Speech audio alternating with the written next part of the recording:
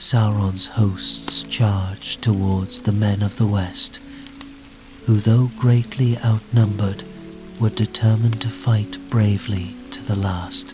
Aragorn swung Anduril as the orcs pressed round him, stabbing furiously with their spears, each eager to fell Isildur's heir, who had the impudence to challenge their master.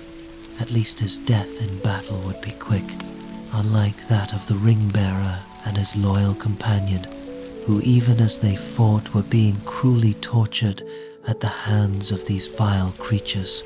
He shuddered at the memory of Sauron's servant gloating over their anguish at the sight of Frodo's clothing. There had never been more than a fool's hope, but now even that was gone.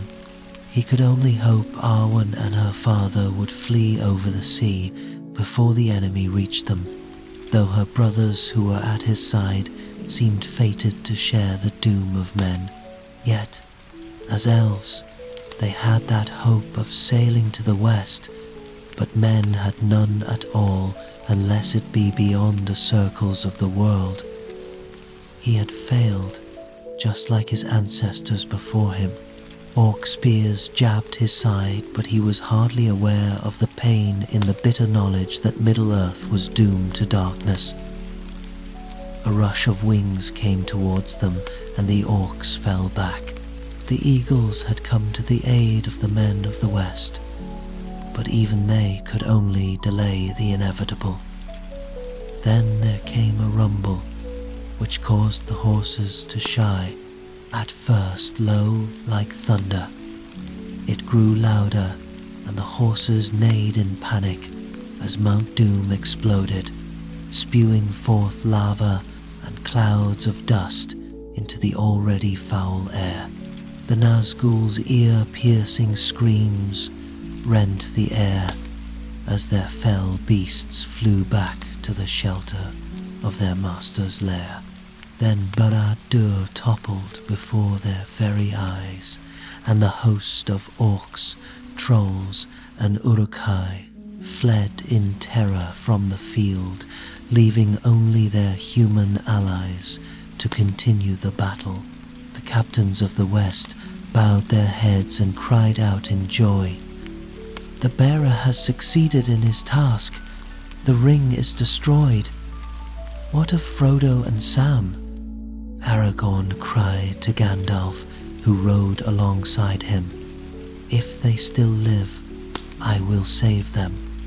The wizard pledged. "See that Shadowfax is cared for."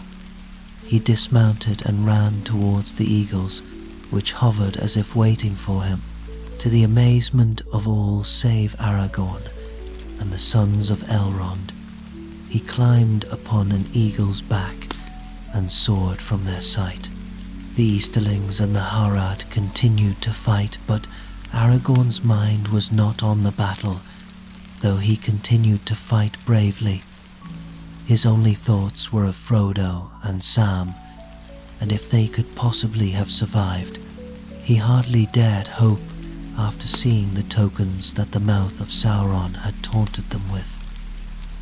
And yet at least one must have somehow reached Mount Doom and cast the ring into the fire. The eagles were finally returning. Gandalf sat astride one and two others followed, each bearing a small figure in its talons. Aragorn turned to the sons of Elrond. "Lead the armies in my stead. I must see how the halflings fare." Legolas and Gimli followed close behind, insisting, "We are coming with you." Aragorn did not argue. He felt he would have need of his companions before the day was done, if only to grieve together for their fallen friends. The eagles flew towards the rear of the field, where some tents had been set up to tend the wounded. The Gondorian healers looked up in amazement as the birds landed and gently lowered their burdens onto the ground. Then, with a rush of wings, they were gone. By the time Aragorn arrived, and had dismounted, Gandalf was kneeling beside Frodo and Sam, looking grave. The hobbits lay limp, unmoving, and barely recognizable under a thick coating of dust from the exploding volcano. "Do they yet live?" Aragorn asked anxiously. "Yes, but barely," the wizard sighed. "If ever your skills were needed, my friend, it is now. Alas, why did I not think to bring the sons of Elrond? Their skill is far greater than mine," Aragorn lamented as he knelt beside the hobbits. "You underestimate the hidden power within you, my friend," Legolas said reassuringly, patting his friend's shoulder. Aragorn checked both hobbits for a pulse. At least they both still lived, though barely. Yet now he was faced with a dreadful dilemma which to try and save first. If only he were not so weary. Of the two, Sam's pulse was stronger, and he would have the better chance of survival, whereas Frodo seemed on the very verge of death. He raised Frodo's head onto his lap and took his right hand, realizing with a shock that it was raw, with all the skin rubbed away from the palm. The left hand was in an even worse condition, dripping blood from a missing finger. He was far beyond the reach of feeling pain in either mangled hand, so Aragorn grasped the right hand firmly while involuntarily flinching at its condition.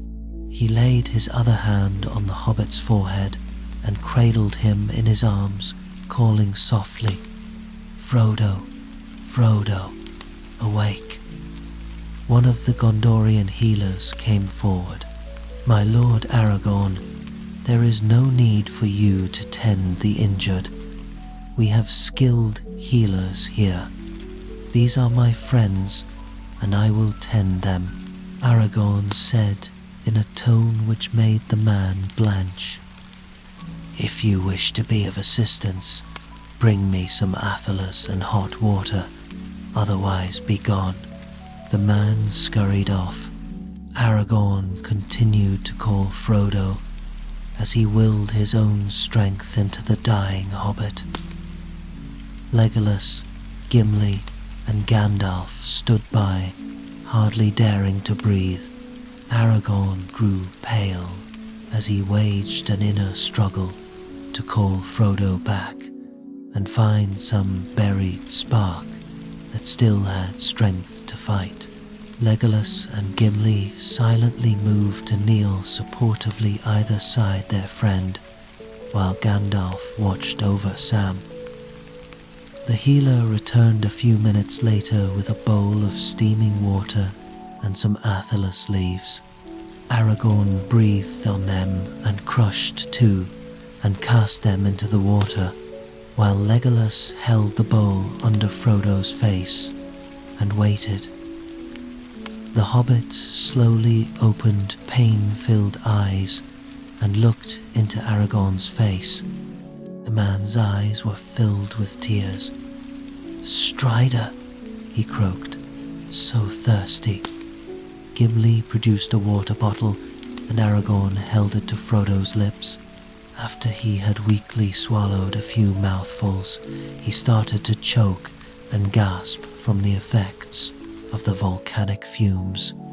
Aragorn continued to hold him, supporting the frail body.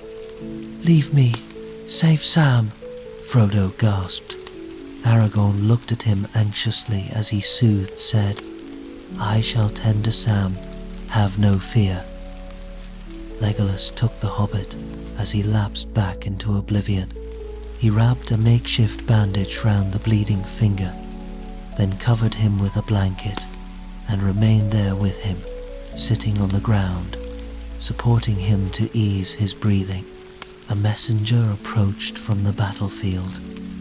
"My lords, the Southrons are launching another assault. They refuse to give in easily." Gandalf rose to his feet. "I will return to the field. The hobbits need the healing hands of the king. What is your will, my lord? Offer to parley and give mercy to those who surrender, and bid them return to their own lands and trouble us no more. Those who still fight, pursue them until they are overthrown, Aragorn commanded. Gandalf hurried off as Aragorn lifted Sam and propped him against his shoulder. The gardener's hands were, if anything, even more raw than Frodo's, and his head was bleeding from a gash on his brow. Gimli brought a fresh bowl of steaming water, and Aragorn breathed on 2 athelas leaves, then crushed them and cast them into the bowl. He then placed one hand on Sam's brow and took the hobbit's hand in the other. "Sam!" he called. "Awake, my friend, the shadow is past," as he called repeatedly. Sam's breathing grew deeper while Aragorn grew pale, and his friends feared for his well-being as he willed his own life force into Sam. After what seemed like eternity to the watchers, Sam opened his eyes. "Strider, I told Mr. Frodo we'd see you again. Where is he?" he asked, the words barely audible through his parched lips. "He is safe here beside you," Aragorn said gently. "Come, drink a little water." Gimli held the water bottle, and Sam drank greedily. "Not too much at once," cautioned Aragorn. "You have gone too long without water. Sip it slowly." Sam struggled to sit up, but fell back weakly against Aragorn's shoulder, moaning with pain. The man, guessing what he wanted, turned him so he could see Frodo. Sam's eyes widened. "You do not look much better yourself," Aragorn said gently. "Come, I will tend your wounds." Gimli looked anxious. "You are weary, my friend," he said to Aragorn. "Could not the healers tend them now you have called them back? They saved us all. I owe them this, at least to bring what healing my power can provide." His tone permitted no argument. "But I would be grateful of your assistance, my friends," he added more gently. "I will bind Sam's wounds first, as he is awake, so I will try ease his pain as best I may." He picked up Sam, while Legolas brought Frodo to an empty tent, which contained several pallets to lie the wounded on, and there they carefully laid the hobbits down. Legolas propped up Frodo's head to help him breathe and covered him with a blanket, while Gimli hurried off to find towels, bandages, salves, and more hot water. Aragorn gently started to undo Sam's cloak. "It's not fitting you should wait on me, Mr. Strider," Sam protested. "It would be a great honor if you would permit me to tend you, Master Samwise," Aragorn replied, sounding rather emotional. Sam nodded weakly. Aragorn gave him more sips of water while waiting for Gimli to return. Legolas, after seeing Frodo was comfortable, moved across to assist. "We will bathe you and tend your wounds, then you can rest," Aragorn told Sam, as helped by Legolas. He gently removed the many layers of Sam's typical hobbit clothing. He then carefully washed and dried his hands. The hobbit was caked in dust and ash from head to toe, and much thinner than when they had last seen him. His hands, feet, and knees were red and raw, and his arms and legs scratched and bruised, but apart from the gash on his head, there did not appear to be any serious injuries. Aragorn felt his limbs and ribs and once satisfied there was no serious damage, covered him with a blanket while they bathed him. What worried him the most, as the grime was washed off, were the obvious signs of dehydration. Sam lay there quietly, with a look of obvious discomfort in his eyes at their ministrations. He kept trying to speak, but coughed and choked from the fumes still in his lungs. Aragorn then bathed his hurts with aetherless water and applied salves and bandages. Sam flinched as the raw skin was touched. "It will soon be over now," Aragorn soothed, giving him another drink of water. "The pain will ease." "Thank you," Sam murmured. "Help Mr. Frodo," his poor hand. "That Gollum, so very tired." Gimli left the tent and returned a few minutes later, triumphantly clutching 2 shirts of finest lawn. "I've borrowed these off the men for the hobbits," he announced. "I thought they'd need something to wear. You've gentle hands for the big folk," Sam murmured as Aragorn secured bandages round his injured hands. Sam smiled sleepily as Aragorn gently eased the shirt over his head and pulled it down until it reached almost to his toes, before laying him carefully back on the pallet. "Gimli, keep giving him water and maybe a little broth," Aragorn instructed. "I fear he has suffered severe deprivation of food and drink. Legolas, assist me with Frodo." "Gladly," agreed the elf, as they moved to where Frodo lay. They lifted Frodo and removed his cloak. "They saved us all. I owe them this, at least to bring what healing my power can provide." His tone permitted no argument. "But I would be grateful of your assistance, my friends," he added more gently. "I will bind Sam's wounds first, as he is awake, so I will try ease his pain as best I may." He picked up Sam, while Legolas brought Frodo to an empty tent, which contained several pallets to lie the wounded on, and there they carefully laid the hobbits down. Legolas propped up Frodo's head to help him breathe and covered him with a blanket, while Gimli hurried off to find towels, bandages, salves, and more hot water. Aragorn gently started to undo Sam's cloak. "It's not fitting you should wait on me, Mr. Strider," Sam protested. "It would be a great honor if you would permit me to tend you, Master Samwise," Aragorn replied, sounding rather emotional. Sam nodded weakly. Aragorn gave him more sips of water while waiting for Gimli to return. Legolas, after seeing Frodo was comfortable, moved across to assist. "We will bathe you and tend your wounds, then you can rest," Aragorn told Sam, as helped by Legolas. He gently removed the many layers of Sam's typical hobbit clothing. He then carefully washed and dried his hands. The hobbit was caked in dust and ash from head to toe, and much thinner than when they had last seen him. His hands, feet, and knees were red and raw, and his arms and legs scratched and bruised, but apart from the gash on his head, there did not appear to be any serious injuries. Aragorn felt his limbs and ribs, and once satisfied there was no serious damage, covered him with a blanket while they bathed him.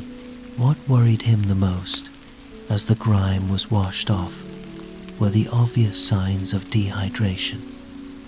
Sam lay there quietly, with a look of obvious discomfort in his eyes at their ministrations. He kept trying to speak, but coughed and choked from the fumes still in his lungs. Aragorn then bathed his hurts with Athelas water and applied salves and bandages. Sam flinched as the raw skin was touched. "It will soon be over now," Aragorn soothed, giving him another drink of water. "The pain will ease." "Thank you," Sam murmured. "Help Mr. Frodo," his poor hand. "That Gollum, so very tired." Gimli left the tent and returned a few minutes later, triumphantly clutching 2 shirts of finest lawn. "I've borrowed these off the men for the hobbits," he announced. "I thought they'd need something to wear. You've gentle hands for the big folk," Sam murmured as Aragorn secured bandages round his injured hands. Sam smiled sleepily as Aragorn gently eased the shirt over his head and pulled it down until it reached almost to his toes, before laying him carefully back on the pallet. "Gimli, keep giving him water and maybe a little broth," Aragorn instructed. "I fear he has suffered severe deprivation of food and drink. Legolas, assist me with Frodo." "Gladly," agreed the elf as they moved to where Frodo lay. They lifted Frodo and removed his cloak. Aragorn sighed. "I am weary. I have done all I can, but now must rest." "Shall I assist you to your tent, my friend?" asked Legolas. "No, I will stay here with the hobbits," Aragorn said, and stretched himself out on one of the spare pallets. "They may require more tending when they wake other than food and water." "I wonder where Master Peregrine is," mused Gimli. "The worst of the battle is over. I would have thought he would have sought out his kinsman by now. My heart fears for him." "Why not seek him out then?" Aragorn suggested. "I am here to care for Frodo and Sam." Gimli rose to his feet. "That I will do," he said. "Master Elf, will you come with me? Your keen eyes are needed here." "I too am anxious for our friend," replied Legolas, though by his glance towards Aragorn, it was uncertain to which friend he was referring. "Go and find Pippin and bring him here to his kinsfolk," Aragorn said. "I can both rest and care for our friends while you are gone. Ask someone to bring some broth for the hobbits." He settled himself on the pallet positioned between Frodo and Sam, resisting the urge to close his eyes and give way to the weariness that threatened to overwhelm him. As he gave Sam more sips of water and waited for Frodo to regain consciousness, he kept looking at Frodo, wondering just what tortures and hardships his small friend had endured. Placing a hand on his brow, he noticed to his dismay that Frodo's fever was rising. He was still puzzled by the mark on his neck. Sam must have noticed his scrutiny as he murmured, "Giant spider couldn't protect him, shouldn't have left him." "It is not your fault, Sam," Aragorn soothed, realizing with dismay that Frodo had been bitten by Sauron's famed cat. He pulled Frodo's shirt aside to reveal the small white mark left a few months ago by the Morgul blade. Was it imagination, or did it still feel cold compared to the surrounding skin? Such wounds were said to never heal, and he feared greatly for Frodo, especially now. Yet another creature of the enemy had wounded him. Frodo must have felt the gentle touch as his eyes flickered open.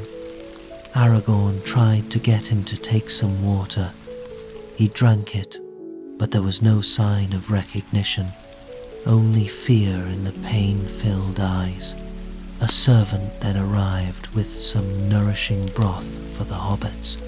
Sam, despite spluttering and coughing, managed to swallow the small quantities Aragorn spooned in his mouth, but Frodo spat it out as if it were some vile orc brew, strengthened by the broth. Sam seemed to want to talk, though a combination of his ordeal and the foul air of Mordor made the words emerge with difficulty. That Gollum creature led us to the spider that stung Mr. Frodo, he said. I thought he was dead, so I took the ring. Then the orcs came and took him away. I couldn't find him before they hurt him. He started to cry. Aragorn gently mopped his tears, then waited patiently for him to continue. You showed great courage, Sam. Few would have enough courage to face the orcs, he said, hoping to calm the sobbing gardener. They took his clothes, Sam continued at last. Everything save the ring, which I had. I only wanted to help, not take it. We went to the fire. No food, no water. Mr. Frodo faltered on the edge of the fire and claimed the ring. Then that Gollum sneaked up and knocked me out and bit off poor Mr. Frodo's finger, but he fell in the fire. I couldn't save his poor hand. He started to sob again. Rest now, Sam. You helped Frodo achieve the quest. Do not reproach yourself. Aragorn laid a hand on Sam's shoulder, trying to calm him, and gently rubbed his back as a gesture of comfort. He could feel the once plump hobbit's bones through the thin shirt. Sam relaxed a little, but continued to cry quietly. Healing would be a long and painful process for these two brave hobbits. Aragorn feared, as not even the powers of his royal ancestors cure a troubled mind. He wondered how best he could help his friends. His thoughts were interrupted by Legolas bursting into the tent. Gimli has found Pippin, he exclaimed. He lives, but I fear he is sorely wounded. Aragorn sprang to his feet as Gimli entered, carrying what looked like a blood-spattered bundle of rags, apart from the fact that the bundle moaned softly. He is the bravest of warriors, Gimli exclaimed as he lay Pippin down at the far side of the tent. He slew a great troll, and I found him beneath its foul carcass. Had it not been for his foot sticking out, we might never have seen him. He was unconscious, but came to his wits as I carried him here. Get more hot water, towels and bandages, and quickly, Aragorn ordered as he hastened to Pippin's side. The hobbit was obviously in great pain and struggling to breathe. His shoulder was twisted at an odd angle, as was one ankle, while his features were caked in the black blood of a troll. The helm, which should have protected his head, was missing, and his breastplate was crushed and digging into his flesh, from which red blood could be seen oozing. Aragorn's first fear was that Pippin could be paralyzed after being crushed in such a manner, but was reassured when Pippin's limbs started to writhe in agony at the dislocations. He nodded to Legolas, who understood his intent and moved to hold the hobbit down on the pallet. Thinking it best to do it quickly, Aragorn swiftly and skillfully twisted the shoulder and ankle back into position. Pippin regained full consciousness and screamed in anguish between struggling for breath. I am sorry, Pippin, Aragorn said gently. The pain should ease a little now that is done, though. I wish I had something to give you to ease you more, but I fear we have but few supplies here. There was no other way. Alas, Now I must tend your other hurts." Gimli moved nearer to assist, while Legolas went to soothe Sam, who was now even more distressed to see another of his friends suffering. The dwarf carefully lifted Pippin, so Aragorn could remove the crushed armor and bloodied shirt and breeches beneath. The task seemed endless, as Aragorn feared any sudden or rough movement could further injure Pippin. Although they guessed his hurts were severe, both stifled a cry of horror when they were finally revealed. Pippin's head was cut with a lump on one side where he must have hit the ground when he fell. His ribs were so badly crushed that not one appeared intact, while his chest and abdomen were covered in red, ugly bruises. A deep gash disfigured his shoulder, but mercifully that seemed to be the only wound that was bleeding. Very slowly and gently, Aragorn felt the injuries as Pippin whimpered at each touch and caused the man almost as much anguish as his small friend. He inwardly cursed himself for ever allowing the Hobbit to accompany the host to the Black Gate. "Am I going to die?" Pippin whimpered. An expression of relief softened Aragorn's grim features. "Not today, I think. The troll crushed your ribs," he told Pippin, "but I do not think any have pierced your lungs, nor do I think you are bleeding within, though only time will tell for certain. I shall bathe and bind your ribs and apply cold compresses to ease the bruises and stop any bleeding. Then I shall have to stitch your shoulder. Your head needs bandaging too." Gimli brought some warm water and cloths and laid them down by the pallet, while Aragorn reached inside his pouch for 2 athelas leaves. He breathed on them before crushing them and casting them in the water. The scent seemed to calm Pippin and give new strength to those who tended him, while Aragorn washed the troll's blood from his face, revealing several large bruises in so doing. When he started to cleanse the injuries on Pippin's small body, the hobbit cried out, "It hurts so much, let me be." The tears trickled down his freshly washed face, and he looked at Aragorn with such anguish in his eyes that man was unable to return his gaze for fear of betraying his own emotions. No one spoke, and the silence in the tent was broken only by Sam's sobbing. "Don't hurt him, Mr. Strider, please," he begged. Aragorn paused in his ministrations, well aware that even the lightest touch of the cloth on the injured ribs would cause near unbearable pain. "Can't you do anything?" Gimli's words were more a plea than a question. "Maybe." The expression on Aragorn's face was unreadable. He put down the cloth and knelt beside Pippin, stretching his hands out towards the injured ribs. Pippin looked at him with a mixture of fear and pleading not to have his ribs touched again. "I shall have to clean your wounds, Pippin," Aragorn said. "They could become infected." "I know." Pippin's breathing seemed to have become even shallower as he whispered, "but it hurts so much. I will try something that might ease you first," Aragorn told him, spreading his hands over the injured ribs. Pippin flinched in expectation of the pain of being touched, but Aragorn's hands stayed about an inch away from his injuries.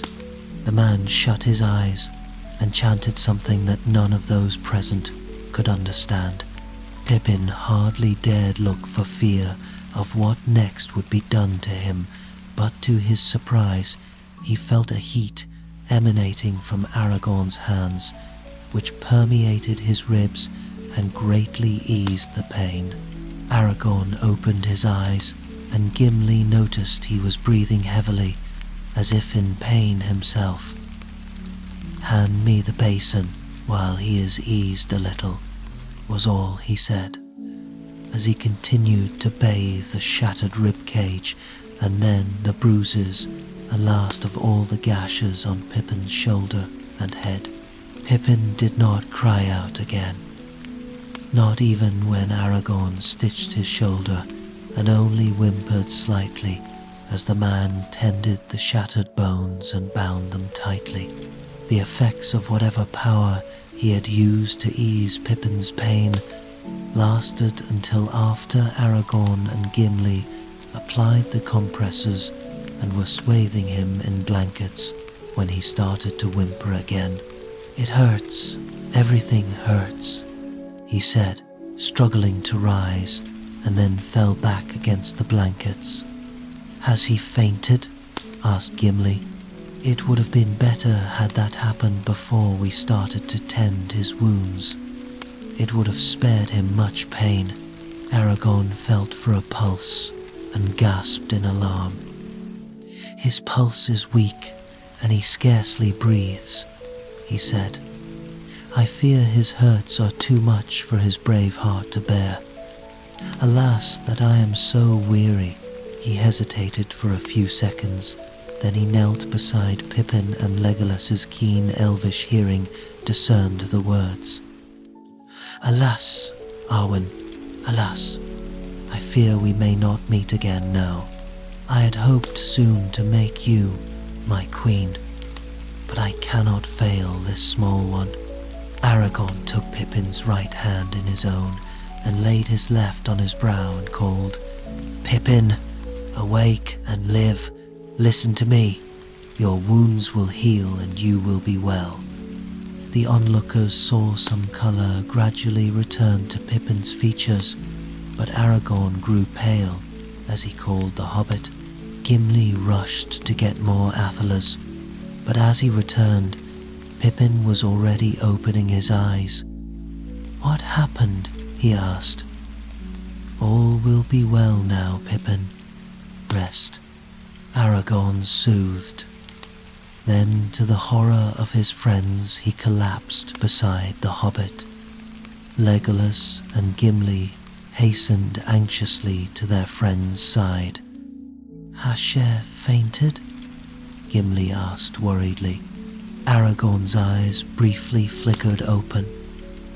"Care for the hobbits," he murmured so softly that even Legolas's sharp hearing could only just make out the words. "My friends, I shall miss you. Tell Arwen that I—" "No more of that. You can tell her yourself when you see her." Legolas guided gently, though he looked alarmed at the implication of the words. "Help me move him on to one of the pallets," Legolas instructed Gimli. The weight of the armor he wore made lifting him almost, so they half dragged, half carried Aragorn to the empty pallet next to Pippin while Sam watched in horror. Legolas furrowed his brow, looking increasingly anxious. "His pulse is very weak. Maybe he is wounded? Help me remove his armor, Gimli," he said. "He will breathe more easily, and we can see then if he is injured." It was no easy task to remove the coat of mail, as Aragorn was too weak to lift his arms to help them.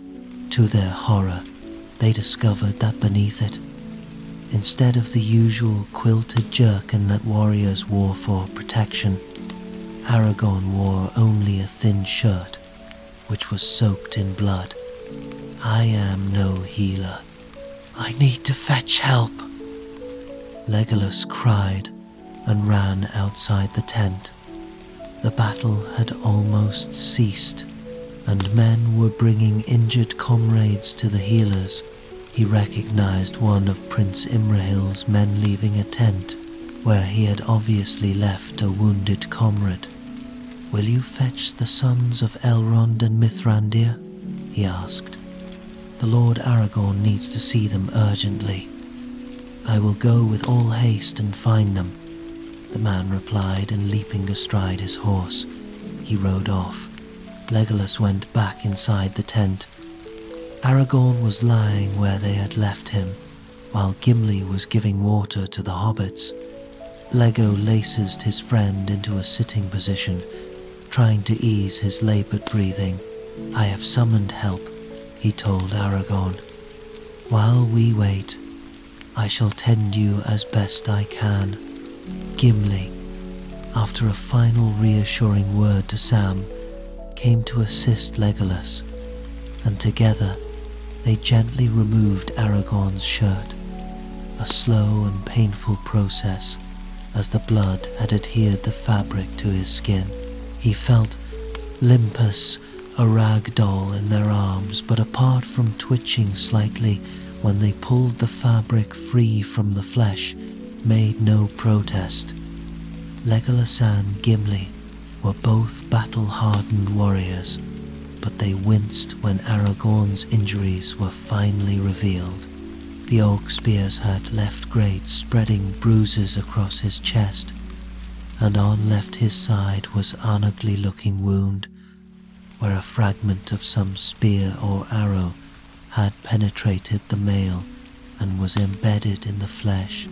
More bruises disfigured his back, while his arms and shoulders were covered with bleeding gashes. Some looked like older wounds which had broken open again. How did he manage to stay on his feet in battle and then tend the hobbits? Gimli mused. They laid Aragorn down again upon the pallet. His eyes were open, but he was looking straight through them, as if they were not there. He smiled faintly and murmured, "Mother Halbarad," fearing he was slipping beyond their reach. Legolas sprinkled cold water on his face and shook him to try and rouse him. He was puzzled, for although Aragorn's injuries were severe, they were not life-threatening as far as he could tell. From what he knew of humans, he had seen many who had survived, far worse and less, of course. The bruises covered some more sinister hurt within. He slapped his friend's face and was relieved when Aragorn gave a low moan. At that moment, the sons of Elrond entered the tent and rushed towards the prostrate Aragorn. Elladan laid a hand on his brow, while Elrohir took his hand. Their fair elven faces were grave. "What ails him?" Legolas asked anxiously. "His life force is ebbing away," Elrohir said sadly. "Alas for our foster brother, there is nothing we can do to aid him." "I thought you elves claimed to know the arts of healing," Gimli burst out. "Surely you can tend his wounds and heal him."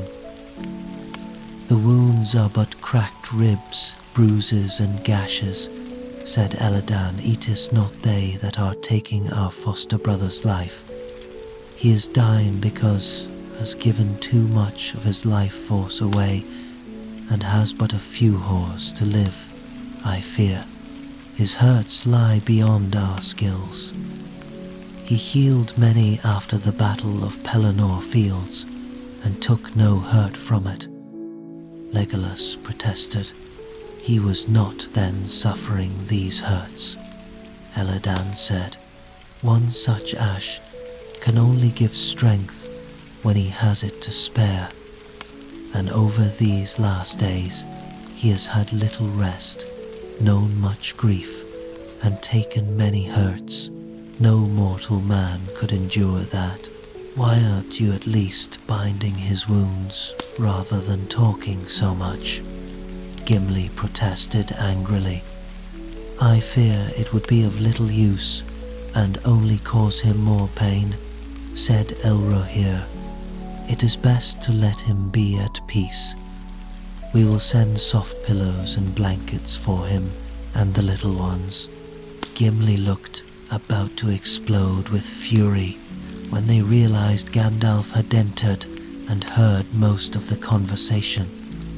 Ignoring the others, he hastened to Aragorn's side. "Alas, my friend, you overestimated your strength and now pay a terrible price." He lamented Legolas shook his head sadly. He knew the price but chose freely to sacrifice himself. He said, "Would that I could have prevented this." "Can you not use your powers to help Aragorn?" Gimli pleaded. "His friends need him, especially the hobbits. All of Middle-earth needs him if the West is to be rebuilt.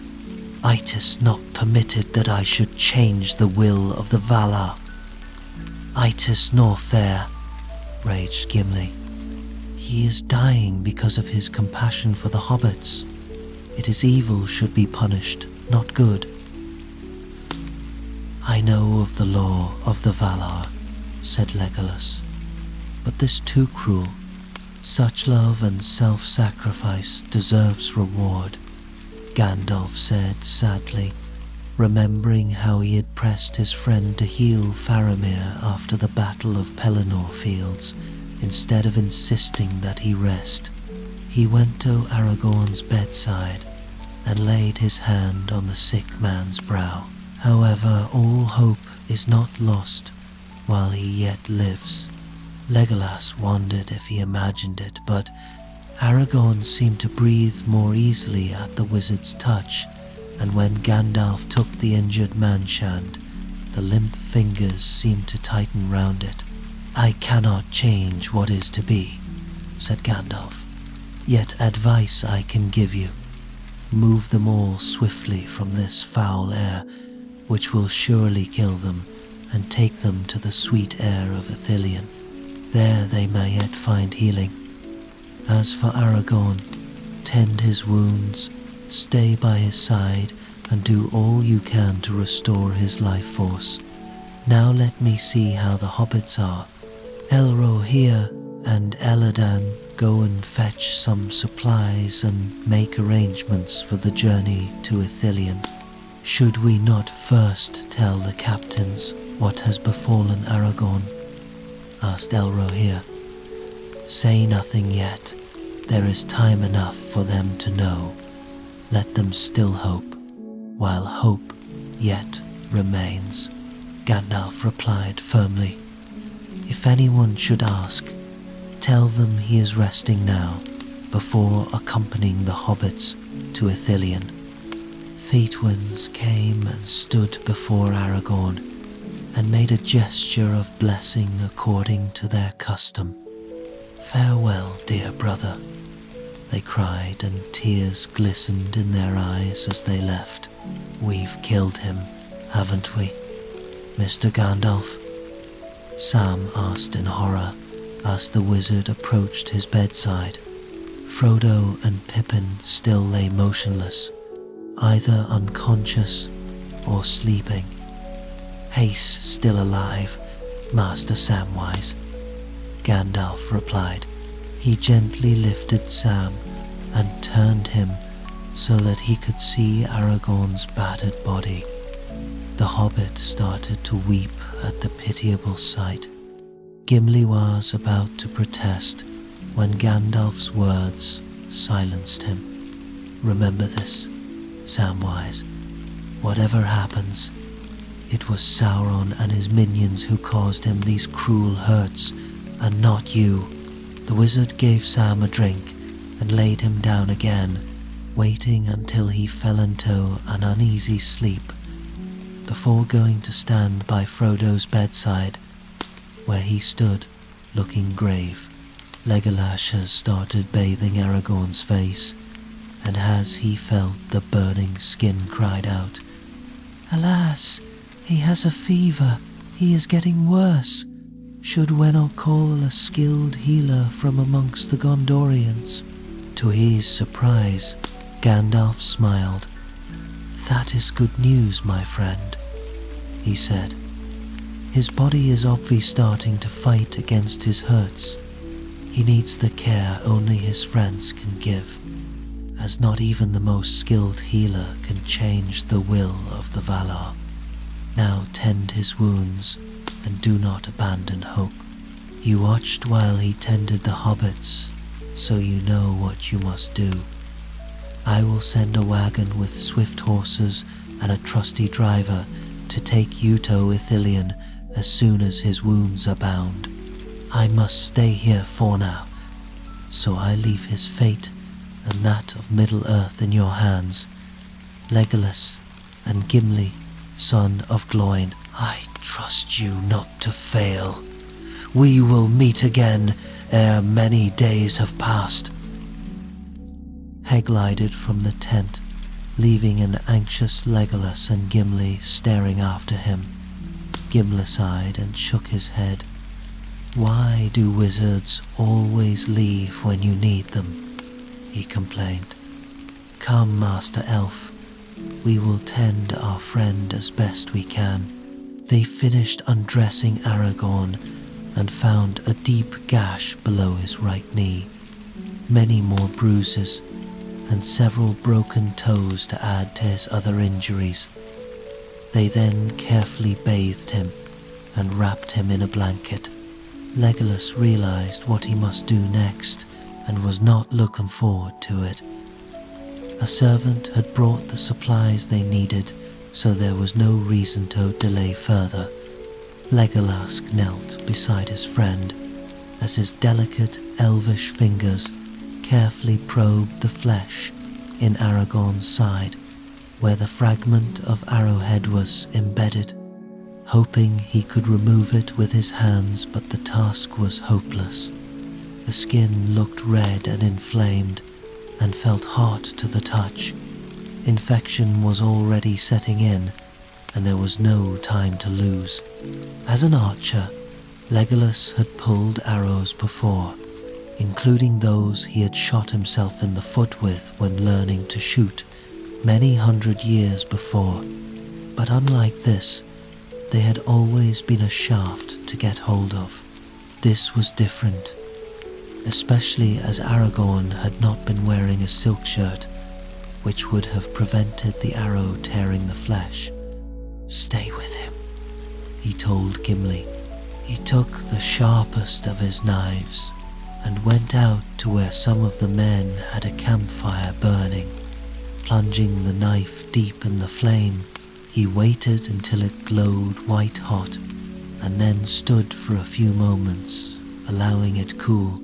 He went back inside to where Gimli, already prepared for what was going to happen, was holding Aragorn down on the bed.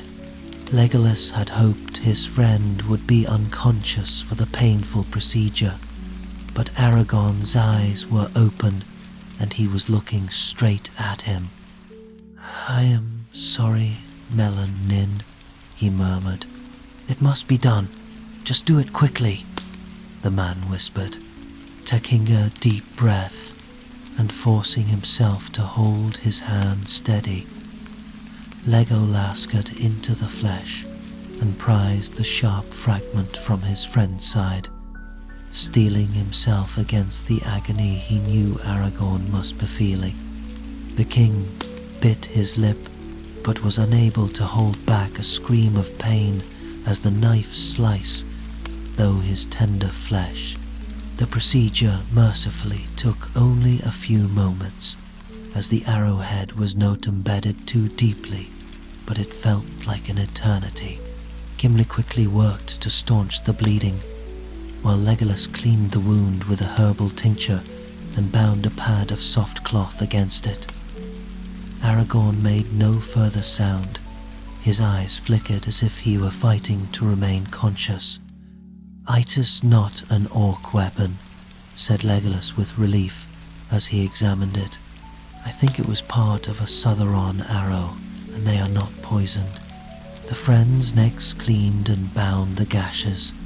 The one across Aragorn's left shoulder was deepest, but Legolas decided against trying to stitch it, as it appeared to be several days old and was already healing, as was the gash on his leg, though both started to bleed again when they were cleansed.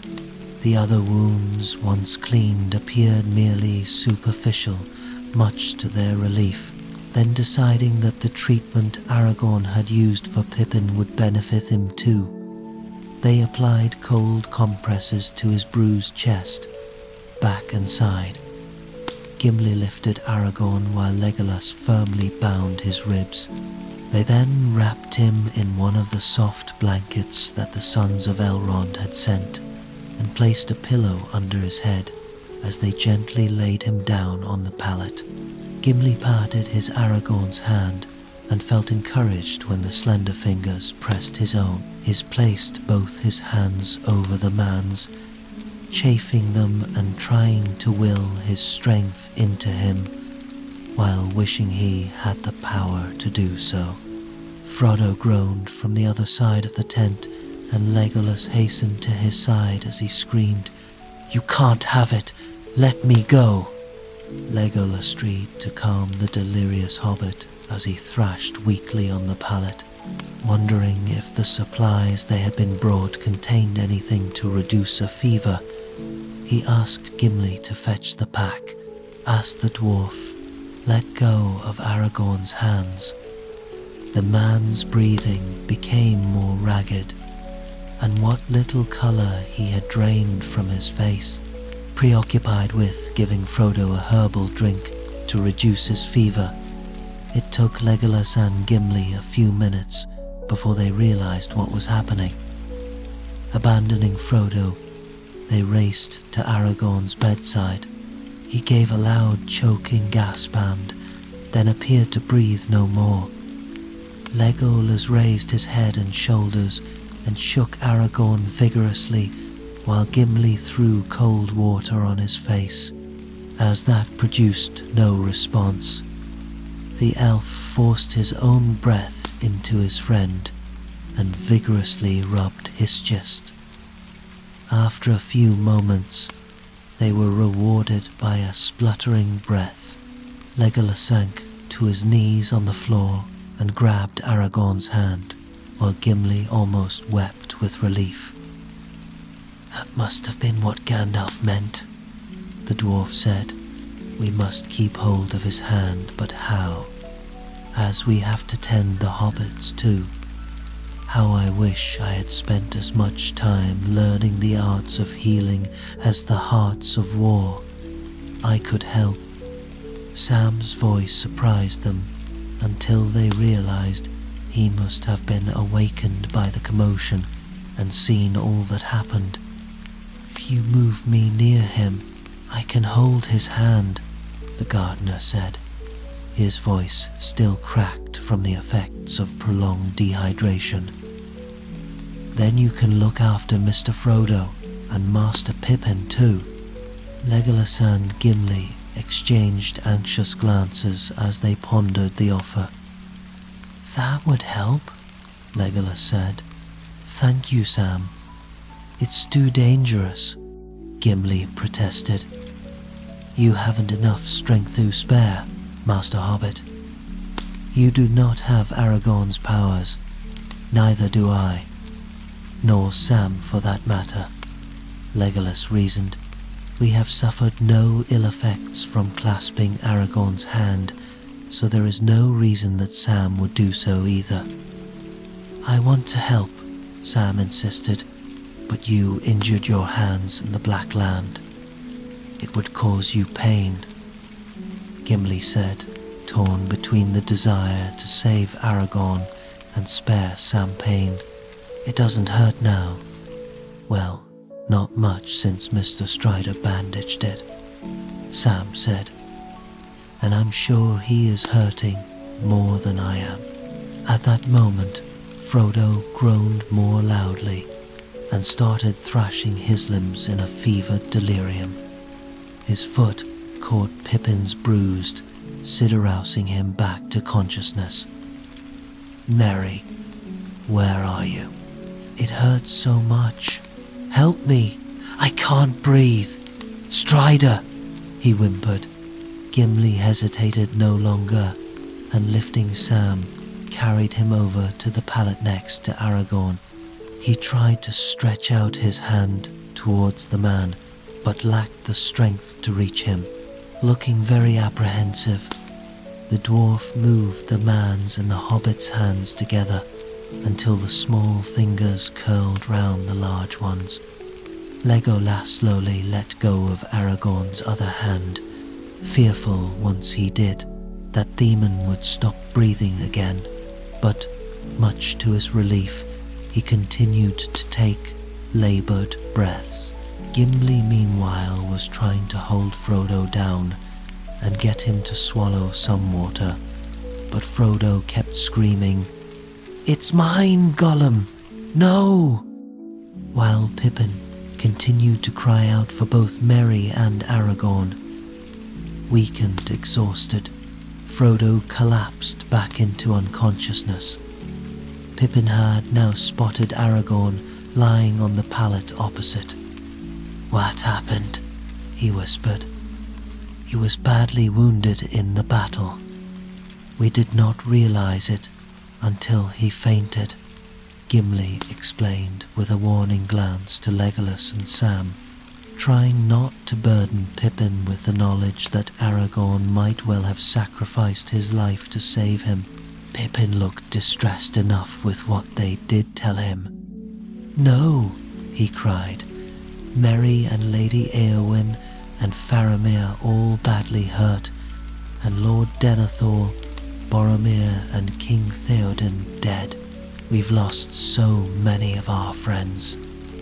He started to sob, which caused him to flinch with pain from his injured ribs.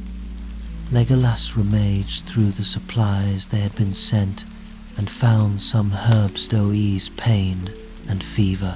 He mixed them in water for Pippin and Frodo, wishing he had Aragorn's skills. He could only guess the correct amount and gave the hobbits the same amount as one would a human child. Carefully, he lifted Pippin's head and raised the cup to the young hobbit's lips. Pippin grimaced at the bitter taste, but swallowed obediently. Frodo's drink he left until he woke again, though from his condition he wondered if he ever would. A servant called to them from outside the tent. Gimli went to answer the summons.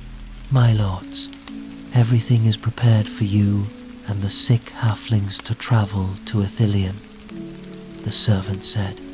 "Mithrandir also commanded that the Lord Aragorn's horse be brought, though he is travelling inside the wagon to tend the halflings. We have prepared the roomiest wagon with the swiftest horses. A skilled driver will take you. Mithrandir has told him not to disturb the ring-bearers on any account." The wagon had been brought almost to the flap of the tent, much to Gimli's relief. He went back inside the tent to tell Legolas to prepare for the journey.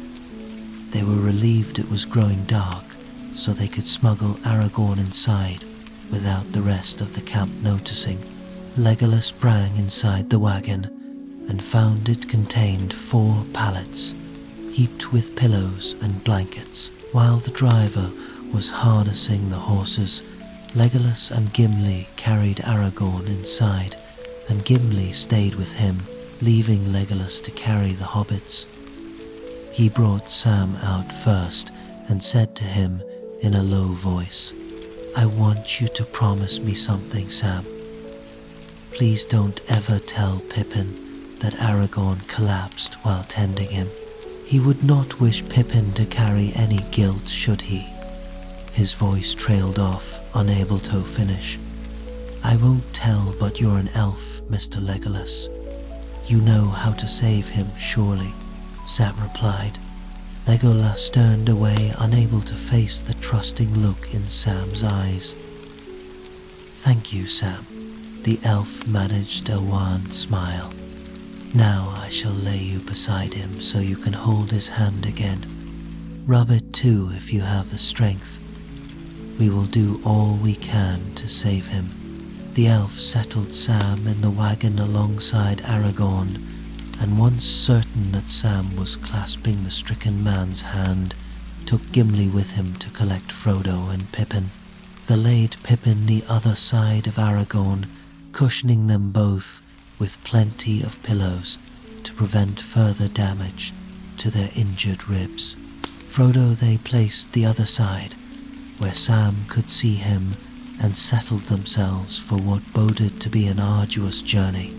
Legolas told the driver they were ready to leave, and the wagon moved off westwards towards Ithilien.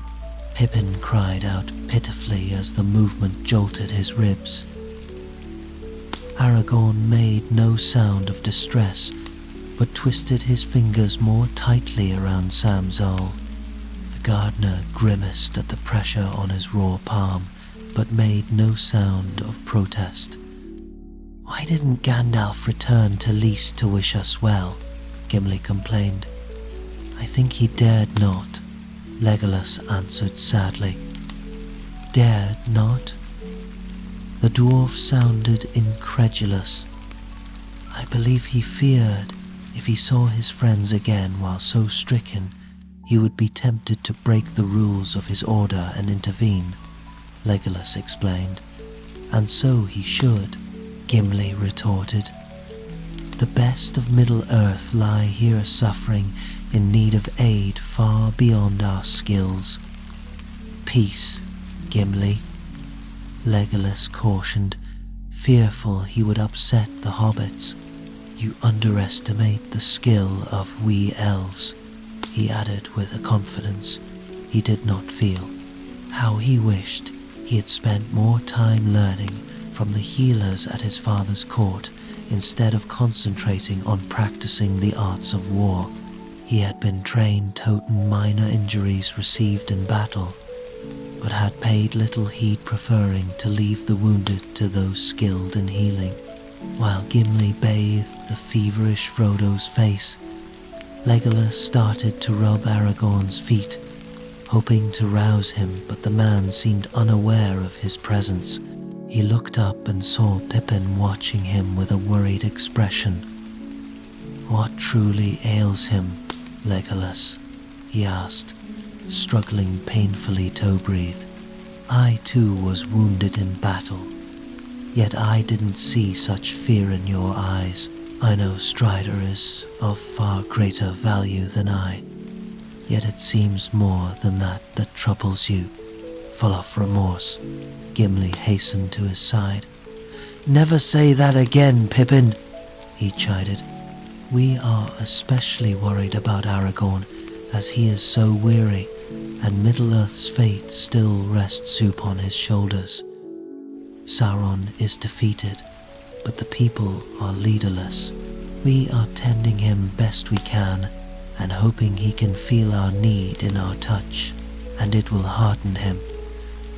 Legolas listened uncomfortably, then hastened to change the subject, fearful of the direction the conversation was taking. He propped another pillow under Pippin's head to ease his breathing, and remarked, "You need fresh compresses on your bruises, Pippin," he said. "They will no longer be cold enough to reduce the swellings." Pippin groaned as the blankets were drawn back from his battered body and the now warm cloths removed. Gimli dipped them in a tub of cold water and wrung them out, then handed them to Legolas, who in turn laid them across Pippin's tender flesh. The cold seared his bruised skin, and he started to shiver violently. Legolas wished he had a healer's eye to deduce whether the bruises were improving at all. He was only thankful that Sam was unable to see the extent of Pippin's injuries, with Aragorn lying between them. As for poor Frodo, he was too far gone with fever to be aware of anything. Not for the first time, he feared Mithrandir had overestimated their skills. Gimli caught his eye, as if reading his thoughts, while Pippin moaned under his ministrations. "You're doing it exactly as Aragorn did, Master Elf," he commented reassuringly. "For once I don't think a dwarf could do better." Legolas smiled faintly. "I'll hold Strider's hand too, then," said Pippin. "I want to help. He's always been so kind to us. Help me, Gimli." He stretched out a small and shaky hand as he spoke. The dwarf took it and guided it to the man's, but this time there was no response to both Hobbit and dwarf's dismay. "We'd better change Aragorn's compressors too," he said, at a loss what to do next. "I suppose that is what he would do himself." Gimli peeled the blanket off the wounded man and sighed. If the bruises had looked bad before, now they appeared far worse. Great spreading patches of red, blue, and purple concentrated on his left side, and now spreading across his entire body, leaving only a few patches of uninjured flesh visible. The stark whiteness of the bandages, where they were not stained with blood, only served to make the bruises look worse. Pippin, seeing his friend and protector's injuries for the first time, gulped and fought back a wave of nausea. He was reminded of an incident from his childhood, which had lain buried deep for 20 years or more. The young Pippin had been put to bed early one winter evening, but had been awakened by loud voices outside his room. He was used to the Thane, his father having visitors, but these particular voices sounded agitated, unlike those of the usual guests who came to eat and discuss the affairs of the Shire. So he had crept out of bed and down the hallway to the living room. The door was slightly open and he had peered inside. There on the couch lay Hobbiton's miller, partly divested of his clothing and surrounded by the local healer, the Thane and several servants carrying towels, bandages, and bowls of hot water. One of the servants moved aside, and he could see the miller's body was covered in bruises and cuts. He overheard the healer saying something about him being beaten up, and his father was promising to catch the ruffians. Just then Pippin's sister, Pearl, had noticed him standing in the doorway and had hustled him back to bed. He remembered then asking her who had hurt the miller and hurt her terribly, some of the big people. If we still had a king, wouldn't he protect us and keep the big people out of the Shire? He had asked. We've not had a king in over 1,000 years, nor are ever like to again, she had replied, as she bundled him back into his room and firmly shut the door. Pippin's sheltered existence had been shaken by the experience, as he could not understand why anyone should want to hurt anyone else, but as no one had ever mentioned it again in his hearing, he soon pushed the memory to the back of his mind, where it had stayed until now. Maybe he would tell Strider if he recovered. When he recovered, he corrected himself, feeling very near to tears. He had never realized the big folk could bruise as badly as hobbits. But then, wasn't Strider the long-lost king? Yet, surely a king would be invulnerable, not lying beside him badly wounded. Apart from being much taller and not having hairy feet, he wasn't all that much different from a hobbit. He had always thought a king would be powerful, frightening, and invincible, sitting on a golden throne wearing a crown. Yet, this was Strider, the man who'd always been kind to him and protected him on their travels. Now that was how he imagined a king to be, a protector, and Strider was certainly that. He clasped the limp hand more tightly as he fought back the tears, Gimli to turn Pippin's head away. "Don't look, Master Pippin. It will only upset you. Just keep holding his hand." He wanted to obey the dwarf, but couldn't tear his eyes away. It was bad enough that Boromir had fallen, but surely not Strider too. Legolas placed the last compress on Aragorn's leg and pulled the blankets around him again, shaking his head as the man started to shiver violently. "I fear the fever grows worse. He is burning, then freezing," he said sadly. Gimli grabbed an extra blanket and tucked it round the man, whose shivering gradually lessened, though Pippin still thought his hand felt cold and clammy.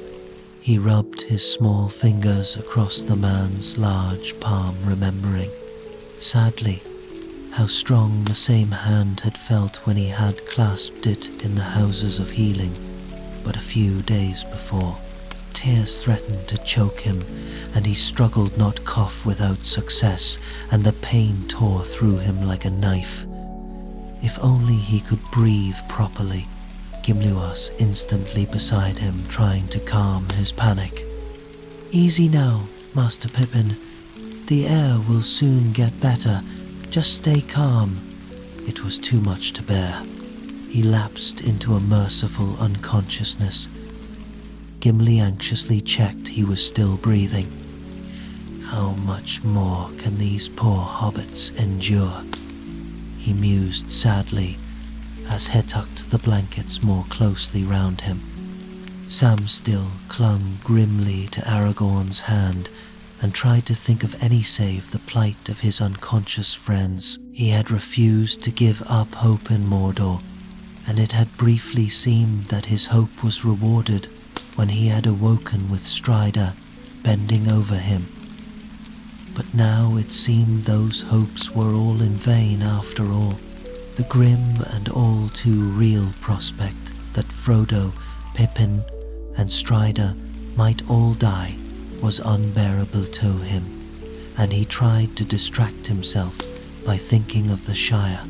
It would be spring now, so fresh and green, and the blossom would be out, and the birds would be singing as they nested in the woods and gardens. This time last year, he had helped Farmer Cotton plant his potatoes, and the farmer's daughter Rosie had brought him a mug of cider when the work was finished. Their hands had touched briefly when she had handed it to him, and he had looked in her eyes and thought her the most beautiful girl he had ever seen. The next day, he had walked with her and her brothers down by the river, and he had thought of asking her to dance with him at Mr. Pippin's party the following week, but he was too shy. Now he wished he had spoken and told her how special she was. The wagon came to a juddering halt as the driver rested the horses. Legolas and Gimli got out to stretch their legs and then kindled a fire to cook some stew for themselves and broth for the hobbits. They also boiled water to mix infusions of willow bark tea to ease their patients' pain and fever, and spooned it down their throats as best they could. Their next 2 days stretched out as a seemingly endless nightmare of monotony and pain, made easier only by the fact that each mile they travelled away from Mordor meant fresher, cleaner air. To Pippin, the journey meant ever-increasing pain in his ribs, and head as the motion of the wagon jostled them. He slept fitfully and just wished they could be still, and something, anything would ease the pain, as the willow bark had little effect. The jolting aggravated his swoons, and he started to burn with fever. Sam lay, mainly wakeful and troubled, watching his friends suffer, but too weak now even to lift his hand unless Legolas or Gimli helped him. However, he kept drinking the water and broth he was offered, and Legolas and Gimli dared hope that he at least might survive. Frodo's fever continued to rage unabated, and he cried out constantly as if trying to ward off some unseen enemy. Aragorn burned with fever but hardly moved at all, nor cried out, and Legolas had to struggle to force him awake sufficiently to swallow water and herbal brews. Only once did he open his eyes, and trying vainly to focus on the faces swimming before him, he whispered, "How are the hobbits? They live still." Legolas said gravely, "How do you fare?" But Aragorn was unconscious again before he could reply. They reached Ithilien by the morning of the third day, and the driver halted the wagon in a fair glade where a stream flowed alongside a grassy meadow surrounded by groves of trees just coming into full leaf. Legolas stumbled from the wagon, stiff after the long journey, and took deep breaths of the sweet air, rejoicing to be in the open again. As an elf, he hated being confined inside, be it a wagon or a palace. He stood for a few moments, just enjoying being in the fresh air and surrounded by trees and open sky, before rather reluctantly rejoining Gimli.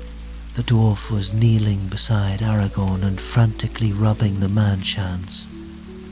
"He grows worse," Gimli said bitterly. "The wizard's words of hope were false. Let us carry him outside," suggested the elf. "Maybe the sweet air, the fresh grass, and birds' joyous song will revive him." The driver is occupied watering the horses, so now is a good time. Gimli grunted, but nevertheless helped the elf to carefully carry Aragorn from the wagon. They laid him behind some trees out of sight of the driver and placed the hobbits on either side of him. Sam continued to clutch Aragorn's large hand in his small one, though it was doubtful the man was aware of his presence. There was much to carry: tents, blankets, food, weapons, cooking pots, and healing supplies. The wagon was almost empty when they heard the thunder of hoofbeats in the distance. Gimli rushed protectively to Aragorn's side, while Legolas grabbed his bow and strung an arrow, anticipating some fleeing rider from the enemy, maybe the vanguard of a fresh attack. Gimli struggled to protect Aragorn while brandishing his axe ready to defend him with his life if need be. Their driver stayed by the horses, evidently poised to mount one and flee from the approaching danger. "To think we have come all this way only to be slaughtered now," groaned Gimli. "We shall fight and give our lives if need be for Aragorn and the hobbits," Legolas replied, poised with his bow. "Stop! Who are you and what is your errand?" the elf shouted as a lone horseman came into view. "Put down your weapons. I come in peace," a familial voice answered. To their amazement, Éomer, king of Rohan, his mane of blonde hair blowing in the breeze, galloped up alongside them. Legolas and Gimli sighed with relief and lowered their weapons. Leaping from his horse and seeing the astonishment on their faces, he hastily explained his errand. "Gandalf bade me come," he told them. "He wishes foretidings of how you fare, and bade me send the driver of your wagon onto Minas Tirith to tell the city of our victory, and fetch my sister, the Lady Éowyn, and the Hobbit, Meriadoc, to join us here once they be recovered sufficiently in health." Legolas still looked baffled. "A worthy errand, my lord," he replied.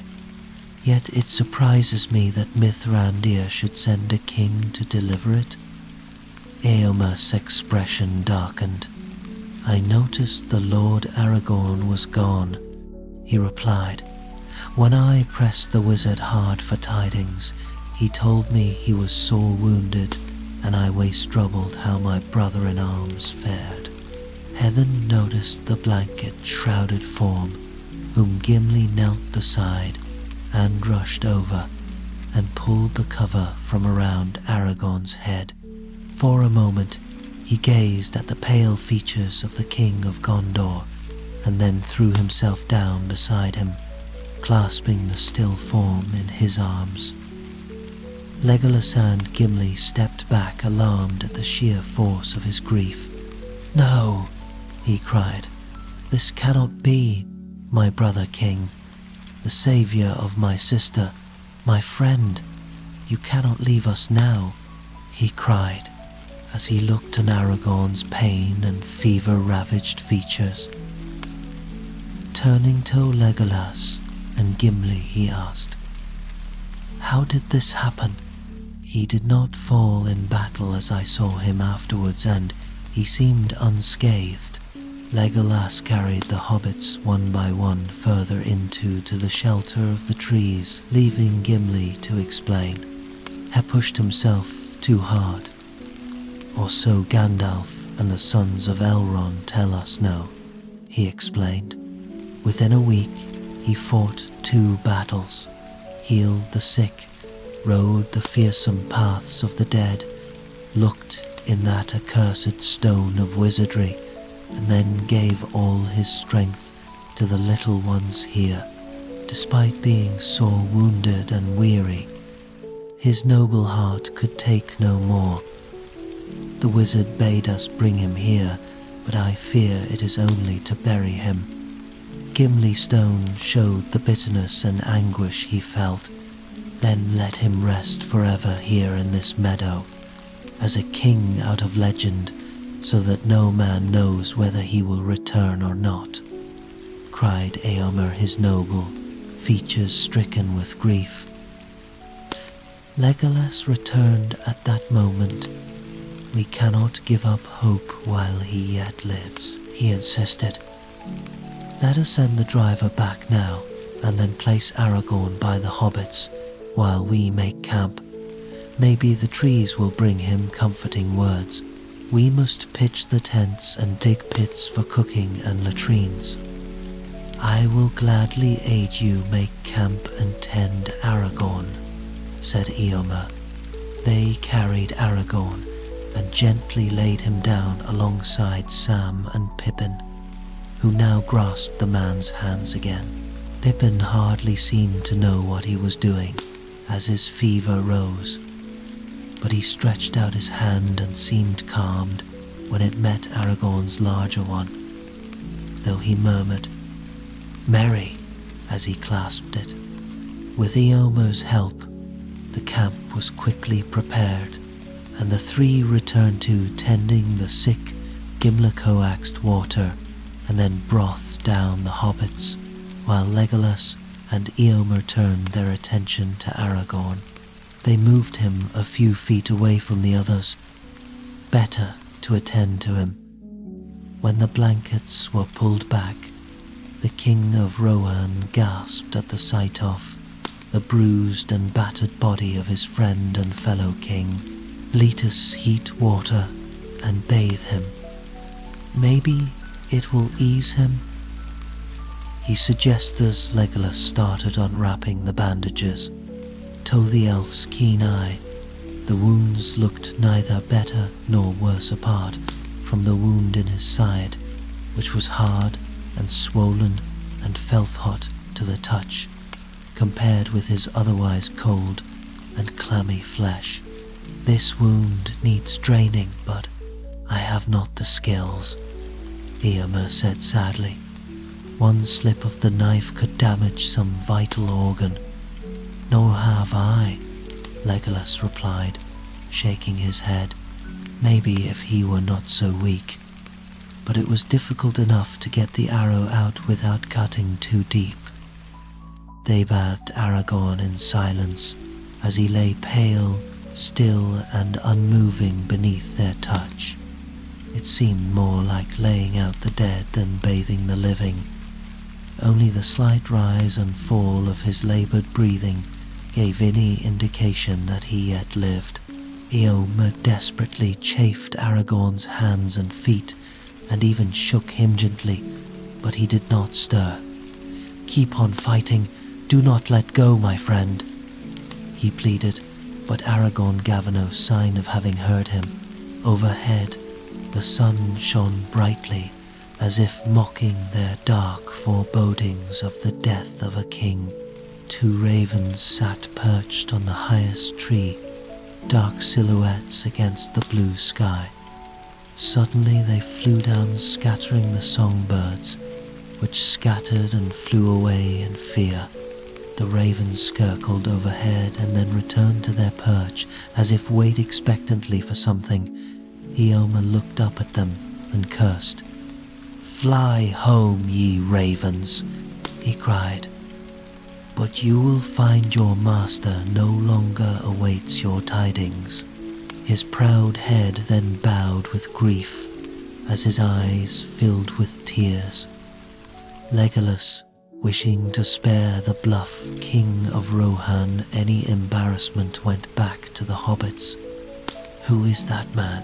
Sam asked. "Éomer, king of Rohan, the lord of the mark," the elf answered. "Ariel king," Sam gasped. "Yes, and when Pippin's fever breaks, he will tell you that Merry is sworn to his service," Legolas told him. "Much has happened while you and Frodo were in Mordor." This all seemed too much for Sam to digest, so he changed the subject. "How is Mr. Strider getting on?" he asked.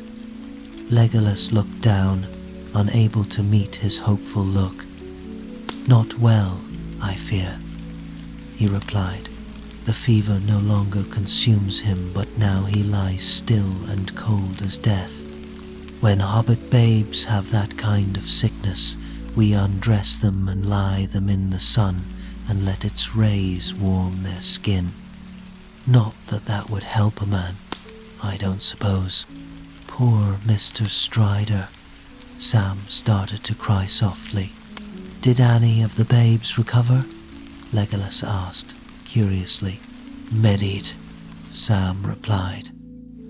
The healers said the combination of sunlight and fresh air on their skin revived them. Many more survived the aftermath of a fever in the warmer months, because we could lie them in the Sunday.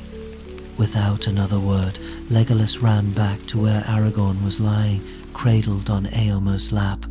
"Come, move him into the sun," he ordered. Éomer looked, puzzled but complied, and helped him carry the man to the meadow, where they laid him on the soft grass. The spring sunshine was warm and gentle, bathing the field in a soft glow.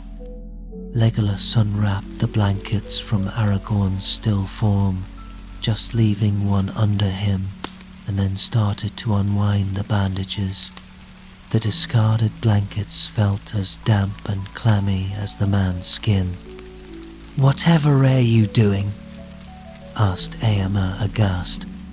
Gimli ran towards them, equally horrified.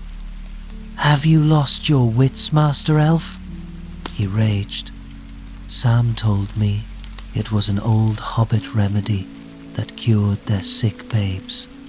I thought it worth trying," Legolas explained. "I didn't mean for you to try it out on Strider," wailed Sam aghast. "It seems rather undignified. He's not a babe, but a grown man, and a king too," Gimli retorted. Sam gasped. "Yes, and when Pippin's fever breaks, he will tell you that Merry is sworn to his service," Legolas told him. "Much has happened while you and Frodo were in Mordor." This all seemed too much for Sam to digest, so he changed the subject. "How is Mr. Strider getting on?" he asked. Legolas looked down, unable to meet his hopeful look. "Not well, I fear," he replied. The fever no longer consumes him, but now he lies still and cold as death. When hobbit babes have that kind of sickness, we undress them and lie them in the sun and let its rays warm their skin. Not that that would help a man, I don't suppose. Poor Mr. Strider. Sam started to cry softly. Did any of the babes recover? Legolas asked, curiously. Many did, Sam replied. The healer said the combination of sunlight and fresh air on their skin revived them. Many more survived the aftermath of a fever in the warmer months because we could lie them in the Sunday. Without another word, Legolas ran back to where Aragorn was lying, cradled on Éomer's lap. Come, move him into the sun, he ordered. Éomer looked puzzled but complied, and helped him carry the man to the meadow, where they laid him on the soft grass. The spring sunshine was warm and gentle, bathing the field in a soft glow. Legolas unwrapped the blankets from Aragorn's still form, just leaving one under him, and then started to unwind the bandages. The discarded blankets felt as damp and clammy as the man's skin. Whatever are you doing? Asked Éomer aghast. Gimli ran towards them equally horrified. Have you lost your wits, Master Elf? He raged. Sam told me it was an old hobbit remedy that cured their sick babes. I thought it worth trying, Legolas explained. I didn't mean for you to try it out on Strider, wailed Sam aghast. It seems rather undignified. He's not a babe but a grown man and a king too, Gimli retorted. They argued as they came. There's no need for you to have to watch this, Sam, but I want to. Strider is my friend too. I must say goodbye. Legolas returned with Anduril and the Elisar, the sword he placed by Aragorn's hand and the green stone by his head, and then he assumed his former position, kneeling by his head and clasping Leman's hand. He took off his cloak and looked about to cover his friend with it, but the look in Legolas's eyes prevented him. They knelt in silent homage to their friend. Éomer suddenly rose and went to where his horse was tethered and rummaged in the saddlebags. A few moments later, he returned with a small jar and uncorked the lid. Inside was a sweet-smelling oil. He looked down sorrowfully at Aragorn, whose cruelly wounded body seemed like a scar upon the fair meadow, and glared at Legolas for exposing his friend to such indignity. Then, kneeling and bowing his head, he applied a few drops to Aragorn's head, hands, feet, and breast. If you must die, friend, die as an anointed king, he said, his voice choked with tears. Gimli had laid Sam down, and he reached out, and together they grasped Aragorn's wrist. Sam started to cry, and soon was joined by the others. The tears of hobbit, man, dwarf, and elf fell on Aragorn's face as they mourned our beloved friend and the noblest man on Middle-earth, as they knelt in silent homage to their friend. A cloud passed across the face of the sun, and the ravens gave a hoarse cry in the gloom. The sun slowly remerged from behind the cloud, and a sunbeam fell across Aragorn's face, illuminating his countenance with such beauty and majesty that the watchers gasped in awe. Time seemed to stand still. Sedelia, great eagle, flew over their heads and across the meadow. It swooped down upon the ravens, which squawked angrily and then vanished. All at once, the air was alive with birdsong, as every thrush and blackbird seemed to erupt in joyous song. To their amazement, Aragorn slowly opened his eyes and moaned.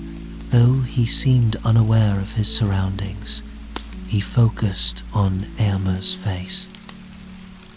The light, where? Éomer, thirsty, pain, he murmured. Helifs, Éomer cried in amazement. The fever has broken. Éomer grabbed a cup of water, which Gimli had brought for Sam, and held it to Aragorn's lips, cradling his head. He swallowed, sighed, and then fell into a deep sleep. My friend, Éomer murmured. I thought I had lost you. The colour was slowly returning to Aragorn's face, and he appeared to be in a natural sleep, as his breathing was normal, although still rather shallow, due no doubt to his painful ribs. Éomer felt his pulse, which was strong and steady, while the clamminess had left his skin, leaving it warm but not feverish. The wound in his side had burst open, and evil-looking matter was oozing forth. The surrounding flesh, however, felt cool when he touched it. Sam was both laughing and crying together. Gimli grinned from ear to ear, and Legolas looked ecstatic. They cautiously let go of Aragorn's hands. His condition did not change, and they gave a collective sigh of relief. Quickly, let us replace the bandages. Then, in the name of all decency, some fresh blankets, said Éomer. I am no healer, but I have some experience of wounds such as this from tending my men on the battlefield. We need to boil water and fetch fresh bandages and salves. Relieved to find someone who appeared to have more knowledge of treating wounds than he did, Legolas did as he was bidden, while Gimli carried Sam back to the other hobbits. He emergently covered Aragorn with his cloak, while he waited and watched the man's sleeping face. He had only known Aragorn a short time, but revered him as the saviour of his people, and more than that, a friend and brother in arms. He gently wiped the dried blood from the gashes and applied salves and bandages with Legolas's assistance, and bound the man's injured ribs securely. The wound on Aragorn's side was the worst, but he decided against trying to stitch the hole the arrow had made, thinking it would be better to let it drain. Therefore he washed it with salted water and bandaged it carefully. It appeared that the weapon had chipped a rib, and Éomer feared his friend would be in great pain once he awoke. Aragorn moaned slightly in his sleep, but to their great relief did not awaken during the procedure. It gladdens my heart that I slew many of the orcs who inflicted these hurts upon Aragorn, Éomer said grimly. I only wish I could have killed them before they could get near him. There were no clean blankets, but the sun had warmed and aired the others. Éomer found a sheet of soft linen, which they covered Aragorn's singed body with first, before replacing the covers. He looks exhausted. I expect he will sleep for many hours. Éomer said when he was satisfied he had done all he could. How was it he was so stricken, as these wounds would not kill a man such as he? He pushed himself too far, even for one of Númenórean lineage, Legolas answered. He fought 3 battles, confronted the Dark Lord himself, and summoned the Oathbreakers, and then gave all his strength to heal the sick, though he had had little food or rest. Many generations will sing many songs of his great deeds, Éomer said now. Let him lie there and regain his strength now. do you have a kingly garments for him when he awakes? Legolas shook his head. He had no other clothes with him than those he wore in battle. I have spare garments, said Éomer. He is taller than I, but less broad. Still loose garb will chafe his wounds less. The afternoon was almost over, and the sun was starting to go down. They prepared and ate a meal, and then erected a tent around Aragorn loath to disturb his slumber, and carried the hobbits within. He shall stay here too until morning, Éomer said. Then I hope he shall have good tidings to return to Gandalf with. Good tidings of Aragorn, maybe, said Legolas, but still I fear for the hobbits, Sam gasped. Yes, and when Pippin's fever breaks, he will tell you that Merry is sworn to his service. Legolas told him, much has happened while you and Frodo were in Mordor. This all seemed too much for Sam to digest, so he changed the subject. How is Mr. Strider getting on? He asked. Legolas looked down, unable to meet his hopeful look. Not well, I fear, he replied. The fever no longer consumes him, but now he lies still and cold as death. When hobbit babes have that kind of sickness, we undress them and lie them in the sun and let its rays warm their skin. Not that that would help a man, I don't suppose. Poor Mr. Strider. Sam started to cry softly. Did any of the babes recover? Legolas asked curiously. Many did, Sam replied. The healers said the combination of sunlight and fresh air on their skin revived them. Many more survived the aftermath of a fever in the warmer months because we could lie them in the Sunday. Without another word, Legolas ran back to where Aragorn was lying, cradled on Éomer's lap. Come, move him into the sun, he ordered. Éomer looked puzzled but complied and helped him carry the man to the meadow, where they laid him on the soft grass. The spring sunshine was warm and gentle, bathing the field in a soft glow. Legolas unwrapped the blankets from Aragorn's still form, just leaving one under him, and then started to unwind the bandages.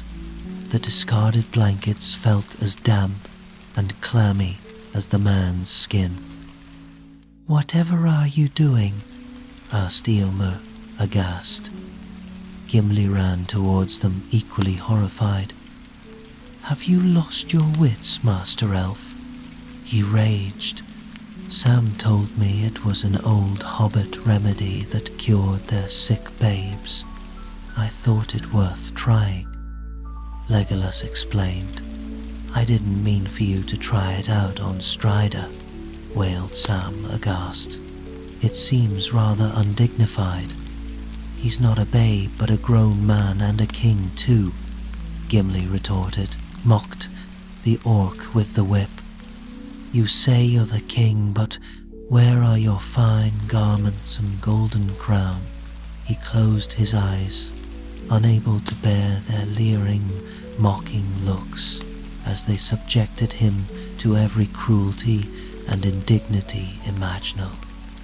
I had heard many stories of what orcs did to their captives, but this surpassed any imaginings. Why could he not have fallen in battle and at least been spared this humiliation? After what seemed an eternity, an orc threw some foul-smelling brew across his face and shook him by his bruised and bleeding shoulders. Wake up, you! We've another nice surprise. Two of the creatures dragged him to his feet, and seesaw, another approaching carrying a spear. A fourth held his garments in a bundle. He put out his hand, trying to grab them to cover himself, But the orc poured more of the foul brew over his clothes and then threw them at them.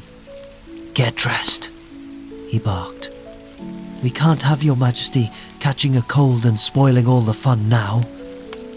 He was reaching out for the dripping, foul-smelling garments when the orc with the spear lunged at him and plunged it deep in his side. This time, he was unable to suppress the scream that welled up inside him. "Aragorn, my friend!" Éomer's concerned voice roused him from the nightmare.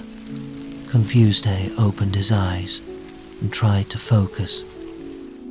The orcs had gone, but the pain still throbbed throughout his body. He felt under the blanket and found that he was naked, apart from some bandages. And when he touched where the pain was worse, the bandage felt wet, biting his lip. He tried to suppress a moan. "Where am I?" he asked faintly. "What happened?" His eyes flashed in sudden fear. "The orcs?" Hetry to sit up. Éomer restrained him as gently as he could. "You were injured in a battle, Aragorn," the King of Rohan said. "The orcs were overcome and you are safe now in Ithilien. Where are my clothes?" Aragorn asked, still struggling to get up. "You need to. You were badly injured," Éomer replied, trying to sound soothing. "Let me tend to your needs for now. Later I will find you some clean clothes, as yours were ruined." With a gasp of pain, the King of Gondor sank back on the pillows and allowed Éomer to see to his needs. The pain in his side was too great for him even to feel much embarrassment at his predicament. "You know more of healing than I," said Éomer. "If I bring the supplies over here, maybe you could tell me which herbs would ease your pain." Before he could move, though, Legolas was beside them with the chest containing the remedies the sons of Elrond had provided. "How are you feeling, Melon Nin?" he asked Aragorn. "Sore," the man replied, suppressing another groan. "Do you need me to help tend him?" the elf asked Éomer. "Thank you, but I think the hobbits have need of you," he replied. Legolas Weremark brought the memories of the last few days flooding back to Aragorn. He knew now why he had dreamt of being tortured by orcs, as that was what Sauron had shown him in the Palantir, threatening him daring to challenge him. He had been spared such a fate, but Frodo had not been so fortunate. The memories came rushing back. Agitated, he again attempted to sit up, exclaiming, "The hobbits, how are they faring? I must go to them!" "They all live still and are sleeping, but in your current state you could not help them," Legolas said firmly. "I will return to them and leave you with Éomer." Éomer looked through the medicines and discovered a supply of poppy juice. "I will give you this to ease your pain," he told Aragorn. "No," Aragorn protested. "One drop of that will make me sleep for hours, and I must get up and tend the hobbits. Give me some willow bark, that will suffice." Éomer marveled that any man could be so selfless. He mixed a drink with a small quantity of willow bark, and while Aragorn was not looking, added a drop of poppy juice, thinking that more sleep was the very thing he needed, at least until the injury in his side was healing. He brought the cup to Aragorn, but he shook his head. "When I have seen the hobbits, I will drink it. I must see them while my mind is clear." Seeing he was adamant, Éomer first fetched the soundly sleeping Sam over to him. Aragorn laid a hand on his forehead and seemed satisfied. Legolas then brought Frodo, while Éomer carefully carried Pippin, taking care not to jolt his injured ribs. This time Aragorn looked troubled when he felt their brows. "They both have high fevers," he exclaimed in dismay. He tried to get up, but fell back pale, exhausted, and groaning with pain. Éomer steadied him and eased him back on the pallet. "I beg you, have a care for your own health," he pleaded. Aragorn lay, gasping with pain for a few moments before recovering sufficiently to say to Legolas, "Bathe them with lukewarm water each hour and give them a pinch of willow bark in a cup of water at the same time." "I will, I promise. Now please rest," the elf replied. Éomer retrieved the pain-killing potion he had mixed, hoping that it would not be refused this time. He held the cup to Aragorn's lips and was relieved when the man swallowed it without comment. Legolas had brought water and clean bandages together with the herbs. "I'd better change your bandages now you're awake," Éomer said, starting to pull down the blankets. Aragorn pushed him away with what little strength he had.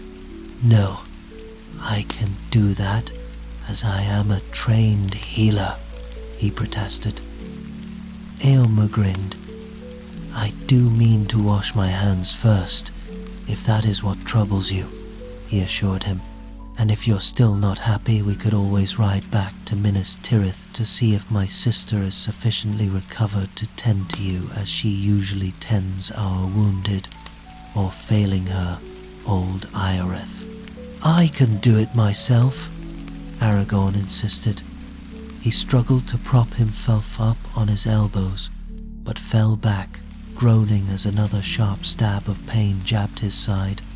Éomer waited, thinking it was easier by far to tend an injured horse. Druid might try to kick him, but you did not have to worry about the animal's pride. He was accustomed to tending the men who served under him, but the High King of Gondor and Arnor was a different matter.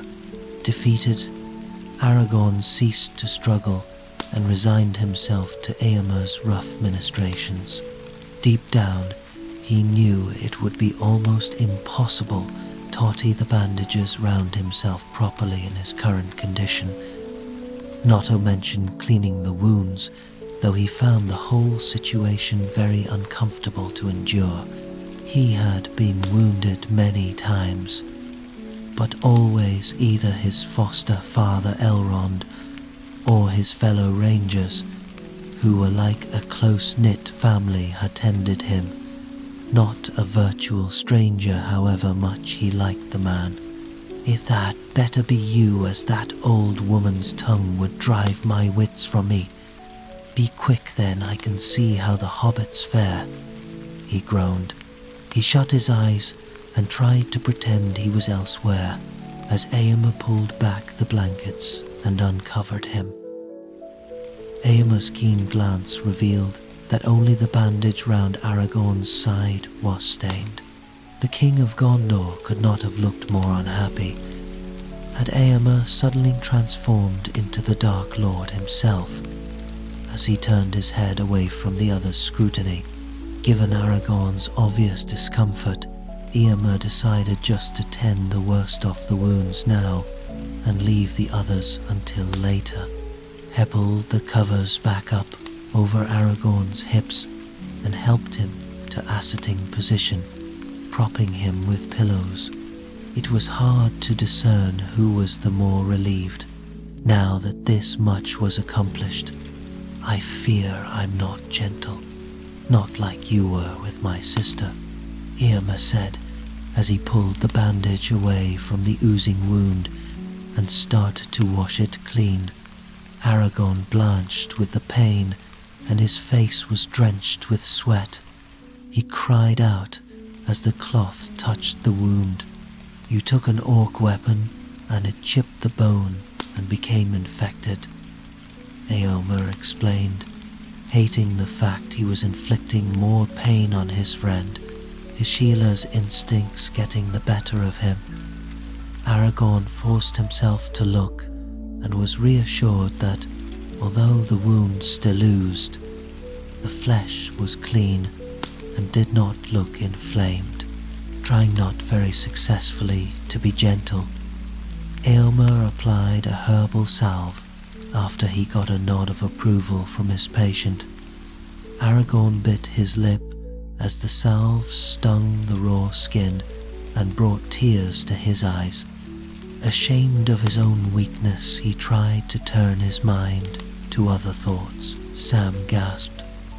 Yes, and when Pippin's fever breaks, he will tell you that Merry is sworn to his service, Legolas told him.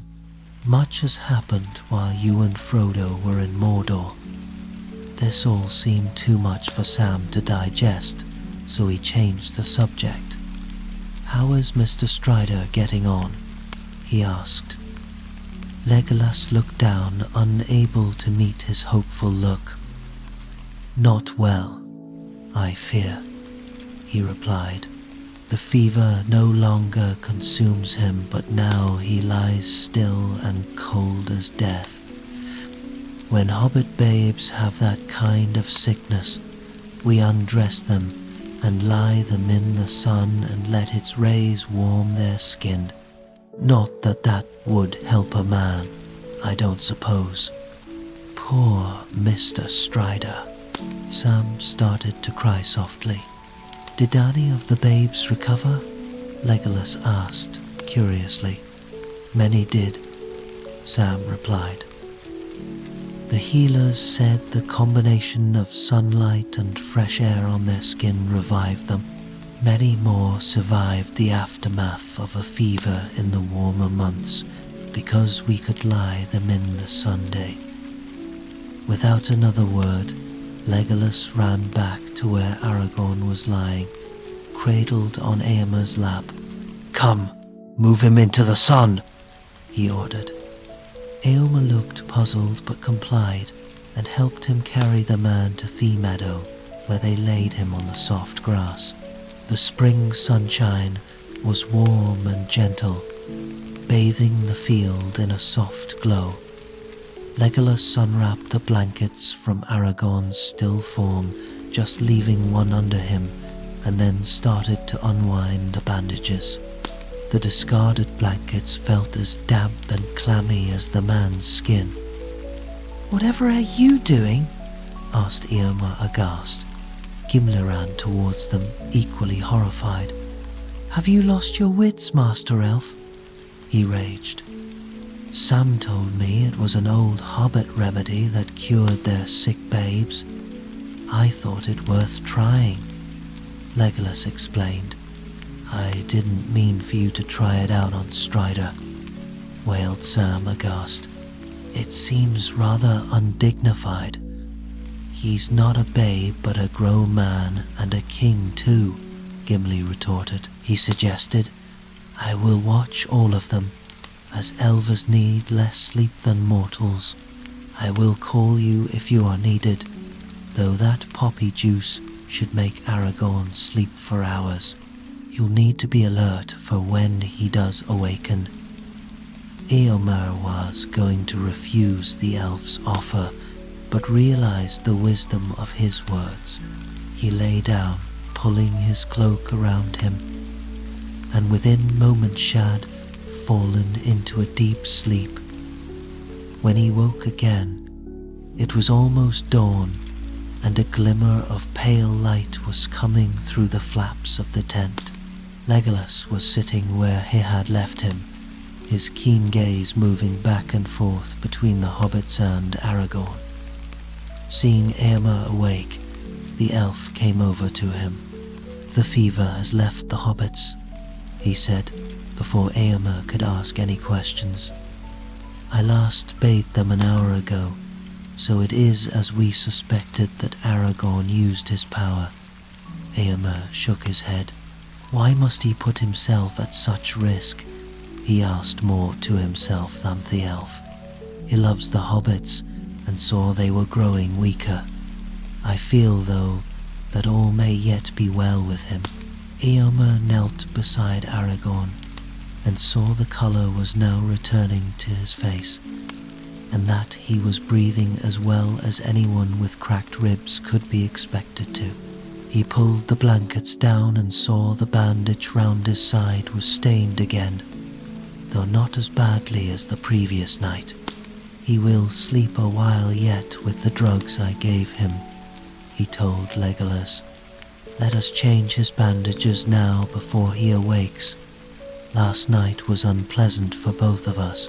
The elf nodded agreement and went to fetch the salves and bandages and heat some water. They started with the leg wound, which appeared almost healed, and then turned Aragorn over onto his uninjured side and unwrapped the damaged ribs.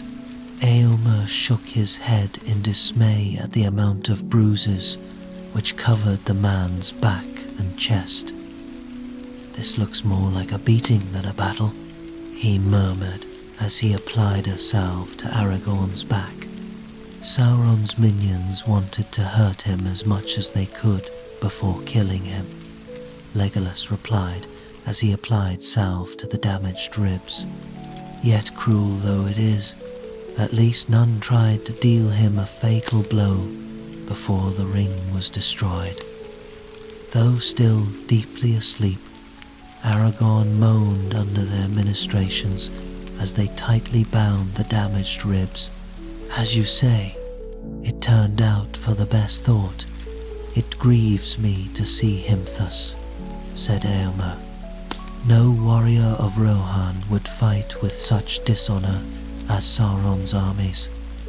Nor would an elf, Legolas replied, as they gently laid Aragorn on his back and unwrapped the dressings round his arms and shoulder. Once bathed, they decided the cuts on his arms were sufficiently healedly to need salves, though the gash on his shoulder still looked deep and painful enough for a further dressing. They were most worried by the wound on his side, but found the matter still oozing from it looked far less evil than before. Aragorn twitched and moaned in his sleep as they cleaned and dressed it, but they felt certain that, although painful, it was starting to heal.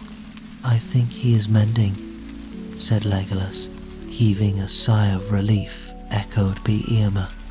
No doubt he will want to get up tomorrow, leaving Legolas to finish the dressings.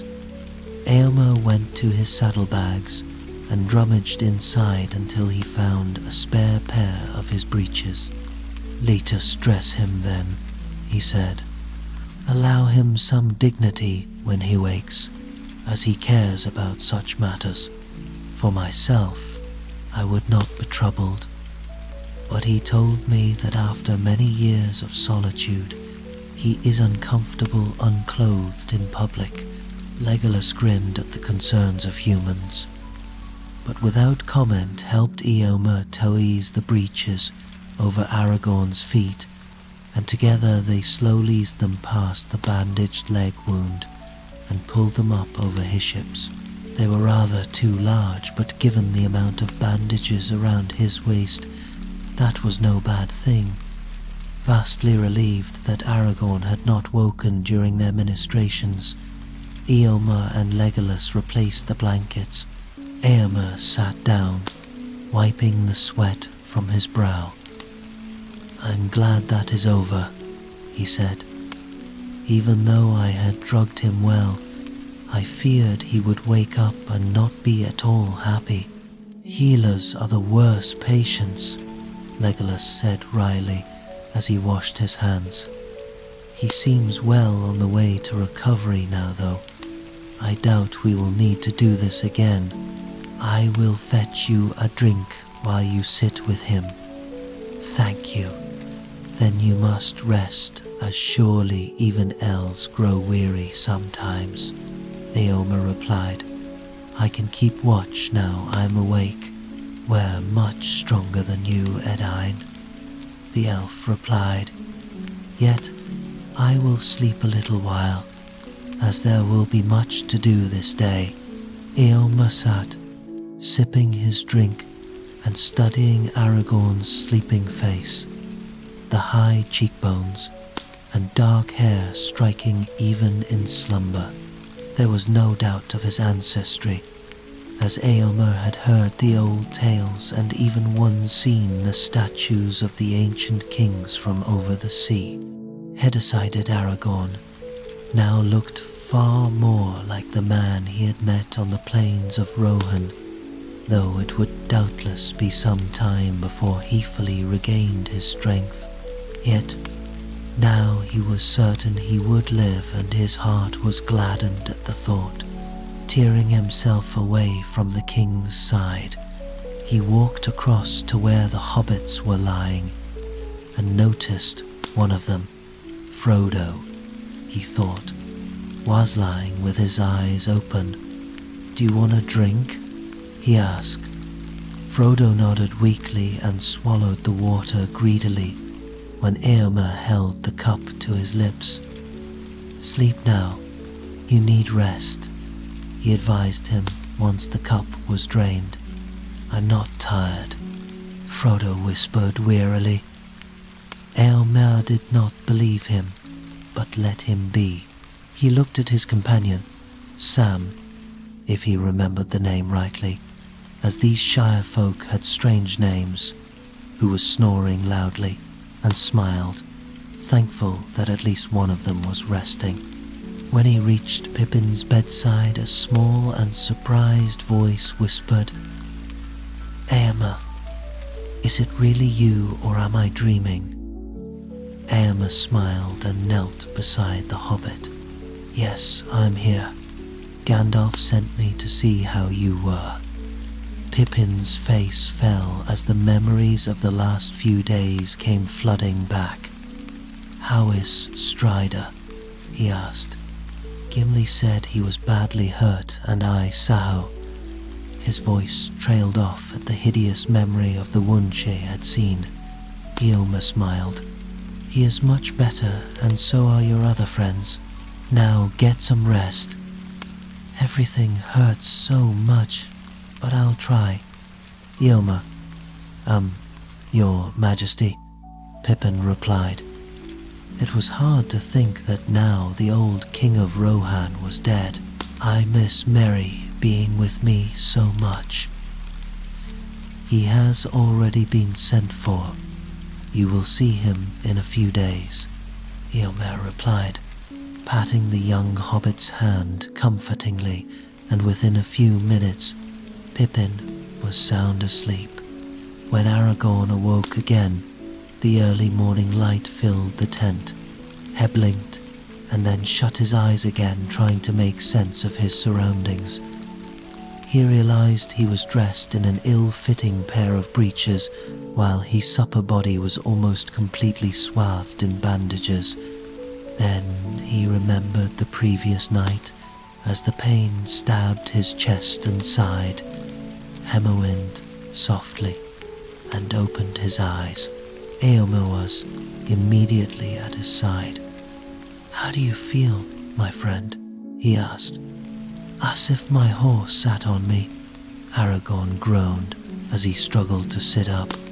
He realized he was surrounded by pillows, not only under his head but also cushioning his back and either side of his ribs.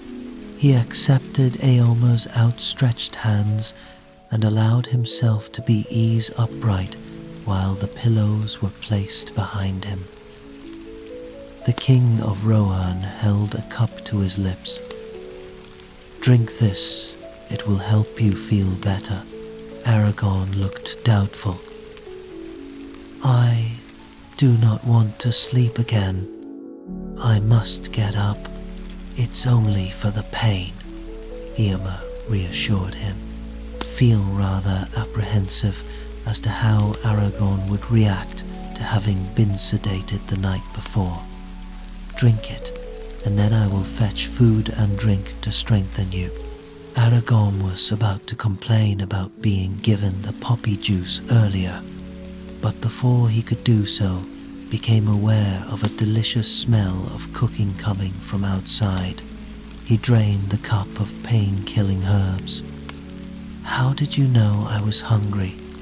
he asked Éomer. "You haven't eaten for days, and now your fever has broken. It is natural to want food," Éomer replied. "We intend to take the tent down before eating now that the sun has risen, so would you like to borrow a tunic to keep warm?" Aragorn nodded and wished he had not, as the movement made his head spin. Éomer steadied him. "Easy, friend. You will feel better once you have eaten." Aragorn looked down at the blanket, embarrassed at his own weakness. Éomer left him to fetch one of his own tunics and to have a moment's privacy. He selected a loose one of a soft material and quickly eased it over Aragorn's head before he could protest. "I can dress myself," he protested, his voice muffled under the cloth. "It would hurt you to lift your arms until the pain relief had time to work," Éomer replied, ignoring him and pulling the tunic down. "I will return soon with your breakfast," he said, leaving the aching and embarrassed king sitting propped against the pillows. Legolas and Gimli, seeing him awake, left the hobbits and ran over to him. "I feared you'd never wake," said Gimli joyfully, patting him on the uninjured shoulder. "You gave much cause for worry. It is good to see you looking better, my friend," smiled Legolas. "I am glad to see you, my friends." Aragorn smiled despite the pain he was in. "Thank you for tending me these past days. How are the hobbits?" "Their fever has broken and they are resting," Legolas answered, anxious not to alarm Aragorn. "We are taking care of them until you get your strength back."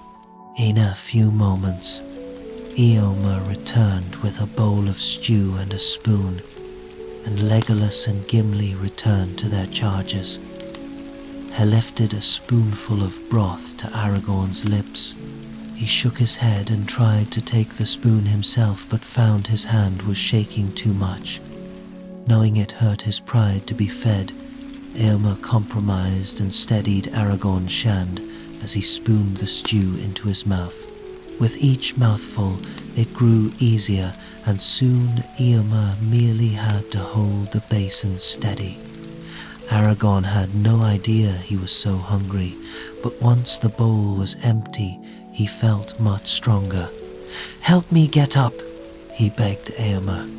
Éomer knelt beside Aragorn, and taking care not to touch his wounds, put an arm round him and gradually eased him to his feet.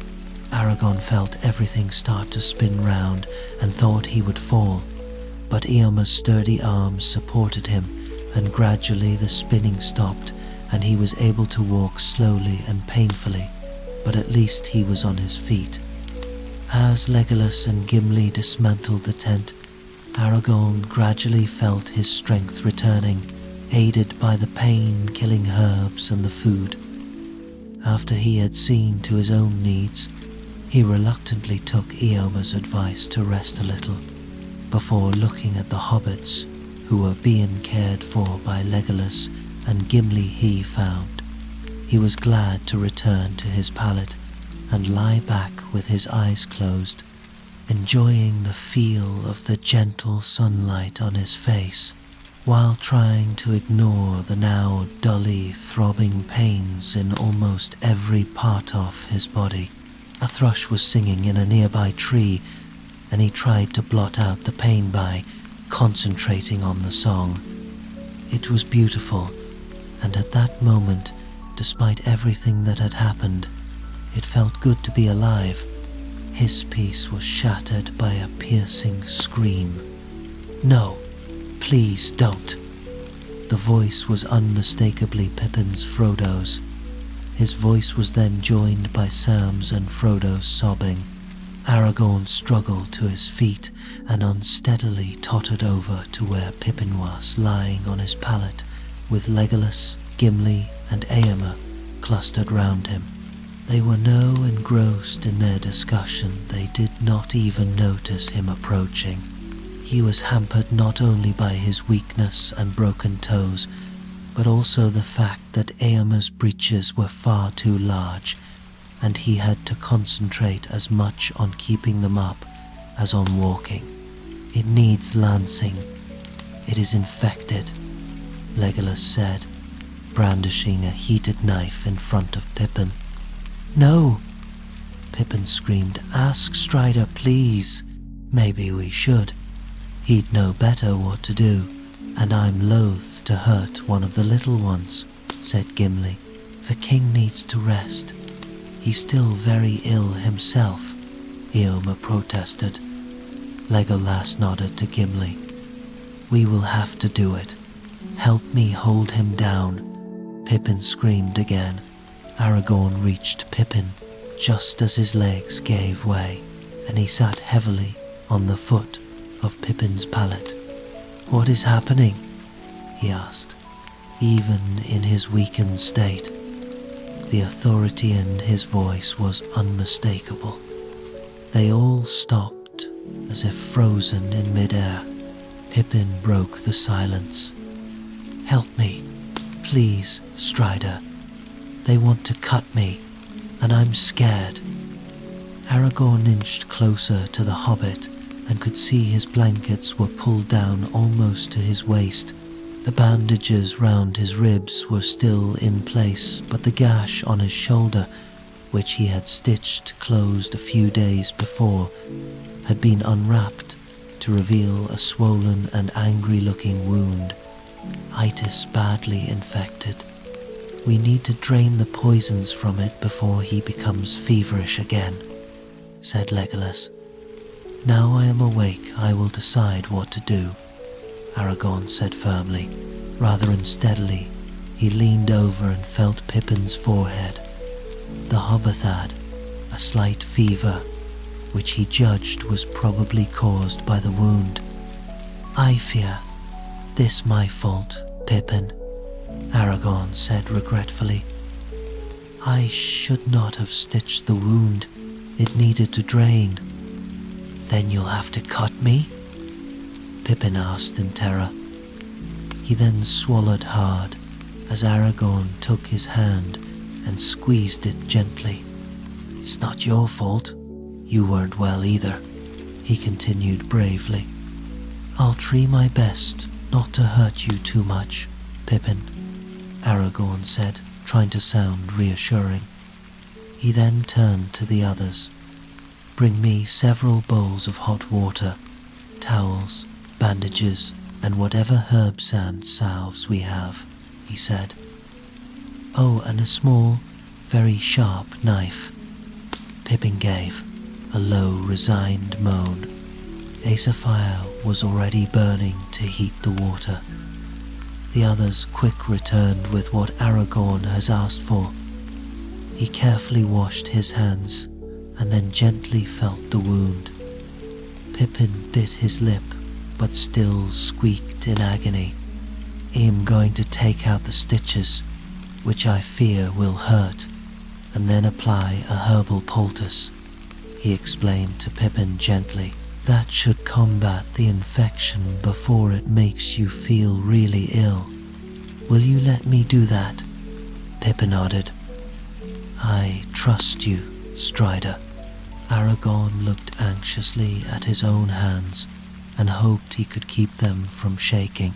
He managed to smile reassuringly at Pippin before asking Éomer to sterilize the knife in the fire. "Who would you like to hold you steady?" Aragorn asked, wanting to give the Hobbit some control over what was being done to him. "You need to keep very still, Pippin, as the knife is sharp." "Gimli, please," the Hobbit replied, trying hard to be brave.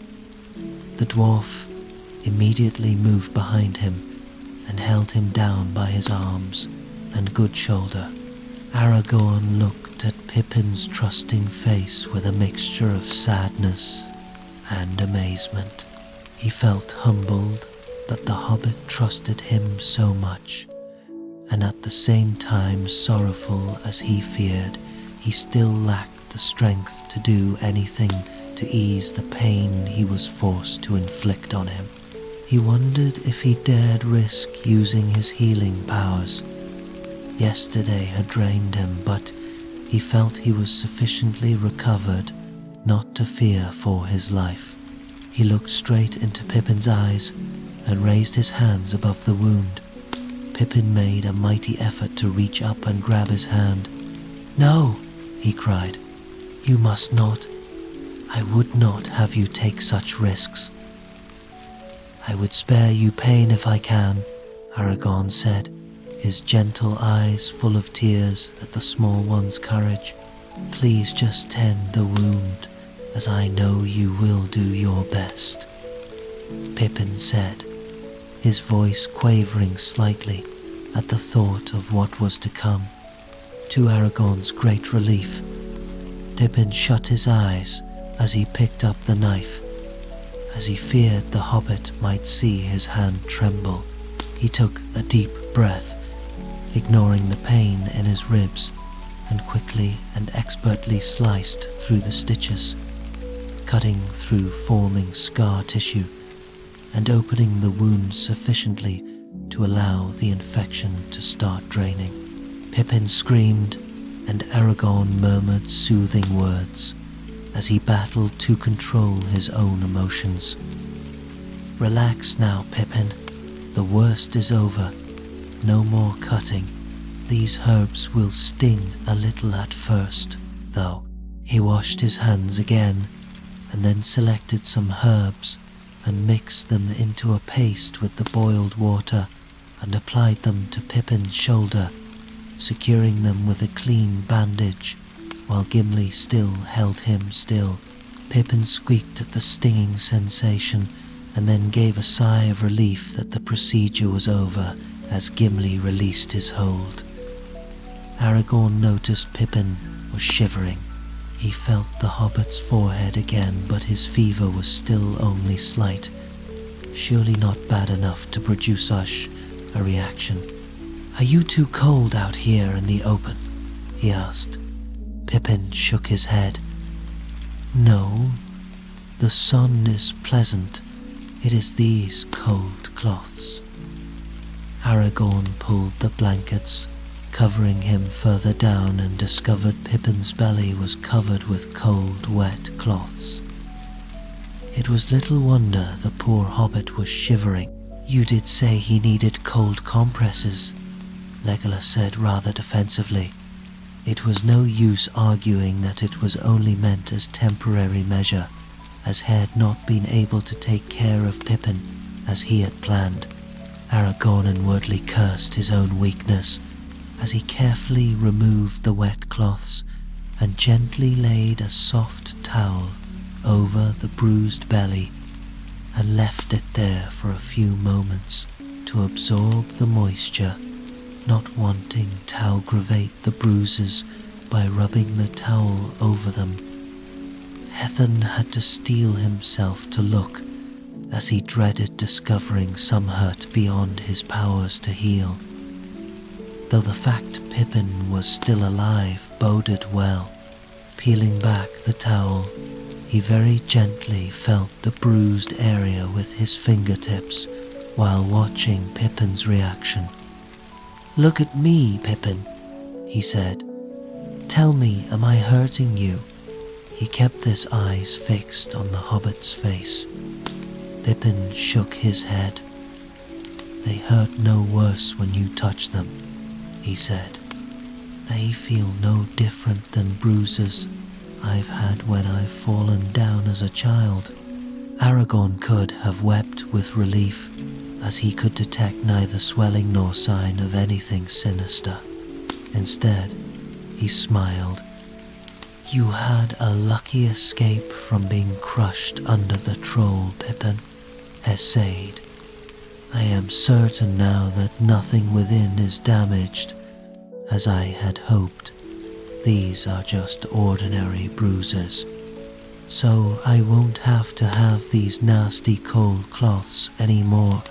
Aragorn shook his head. The swelling has gone down now, so no more cold wet cloths, he replied as he picked up a jar of salve. I shall apply a salve made of marigold several times a day to heal the bruises instead, he said, carefully rubbing it on with his fingertips. Pippin grinned happily. That is much better. I even know a pretty hobbit lass called Marigold. Aragorn grinned back at his young friend. You must be feeling better if you are thinking of pretty lassies. Naurest and I will finish tending you later, he said, though by the time the salve was applied and Pippin tucked in his blankets again, he felt ready to collapse and wondered, however, he could manage to walk to his own bed. To his relief and gratitude, Éomer had brought his own pallet and placed it by the hobbits. He allowed the King of Rohan to help him to get to his feet and almost carry him the short distance. I will tend your other hurts later. While I rest, I will ask Legolas to make you a herbal drink to combat the infection in your wound, he told Pippin. Frodo and Sam need the healing herbs too.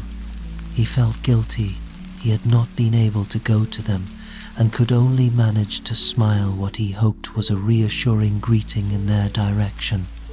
His head was starting to swim again and the pain stabbed his side like a dagger. Thank you, Strider.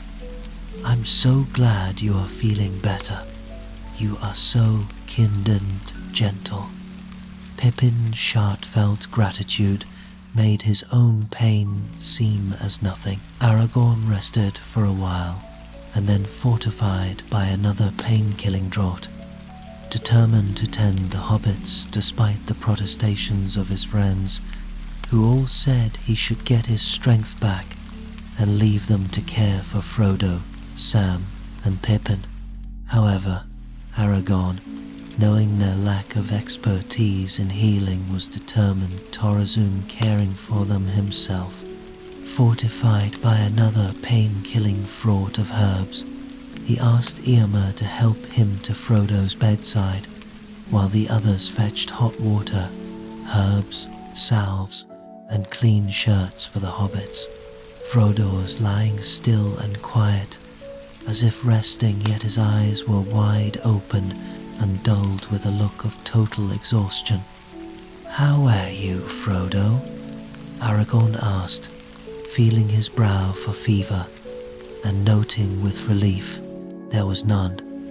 Well enough, Frodo whispered, just very tired and thirsty. Aragorn raised a cup of cool water to his lips, which he drained eagerly. I am going to bathe you and tend your hurts, he explained, looking anxiously at the ring-bearer. Then you must rest. I cannot, said Frodo. Every time I close my eyes I see it, like a great wheel of fire in my mind, or worse, the orcs tormenting me. He shivered despite the warm sunlight. Aragorn, remembering his nightmare vision, felt a keen stab of sympathy. Would you help if you told me about it? He asked quietly. I cannot. I feel too shamed. Frodo's voice was barely audible. I think I understand. Aragorn looked him straight in the eye, his gentle eyes full of compassion. It will eventually pass, Frodo, he said quietly. But remember, your friends are here to help you now. He started to unwind the bandages from round the small hand. The wound caused by the missing finger was healing nicely, and he felt encouraged as he applied our herbal salve and a fresh dressing.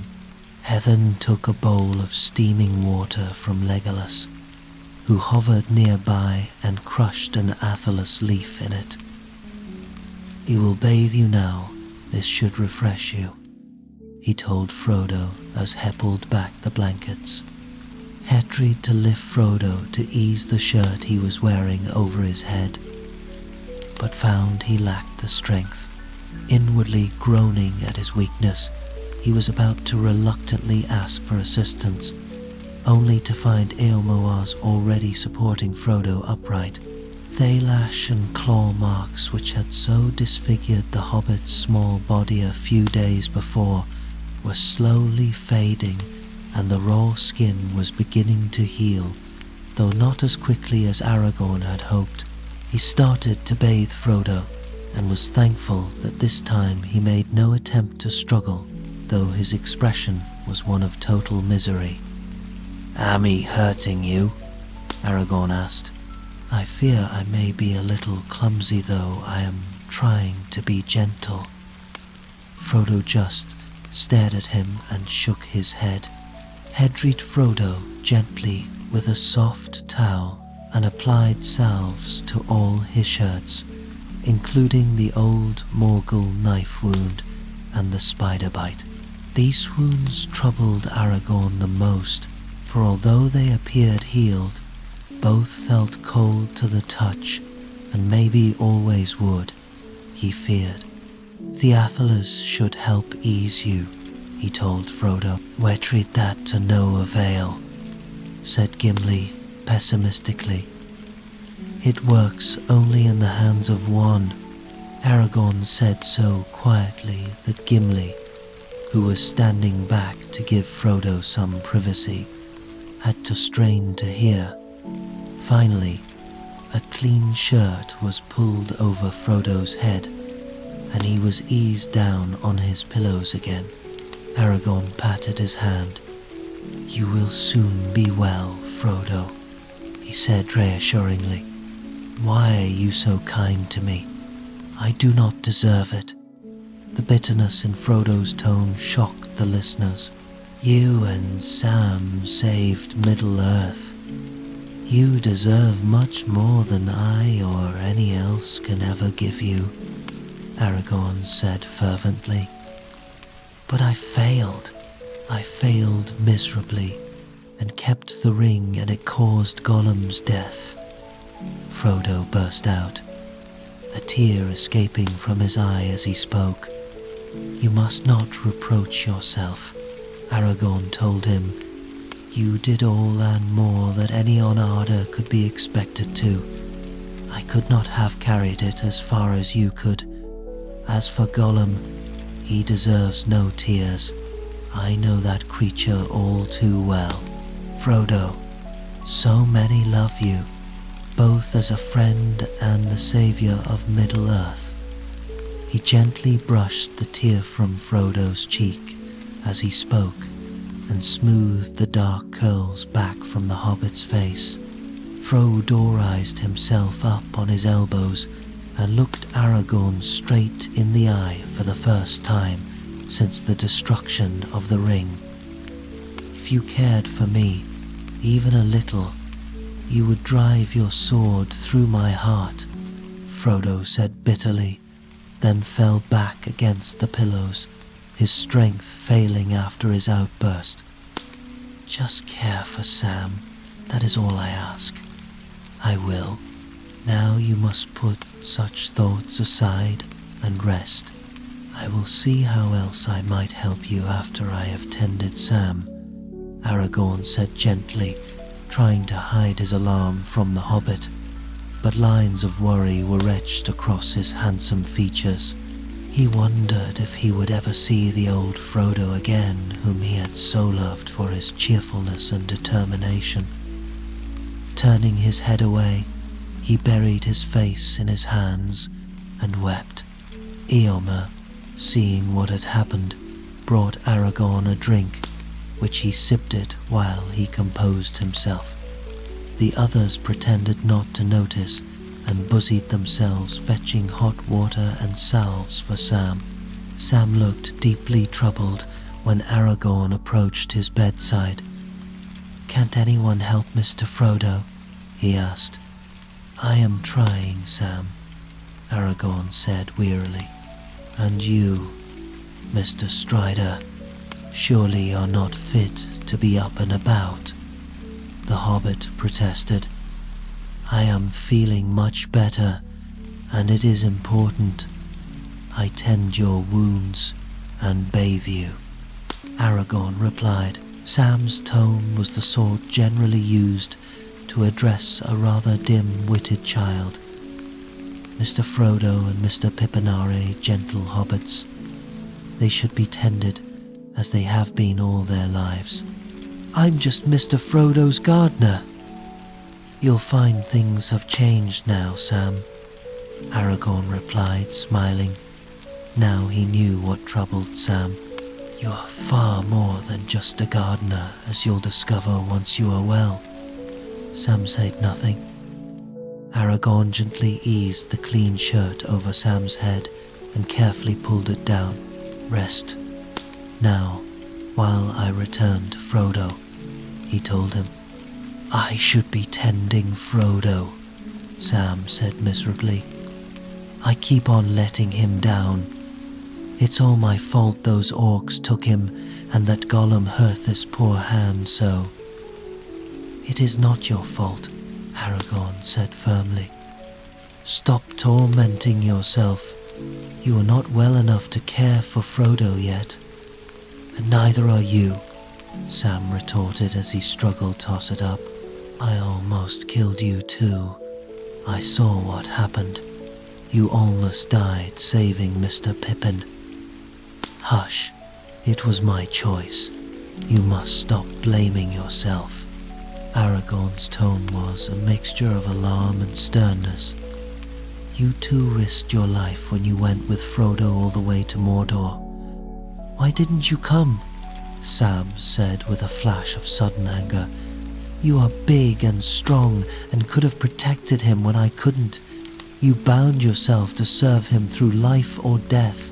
He had a hard choice to make, but could not abandon Merry and Pippin to torture and death," Aragorn said quietly, trying to restrain his own growing anger. "Not so hard as walking through the Black Land with neither food nor water," Sam retorted, his voice growing louder. "Not so hard as going where you felt you'd never return from."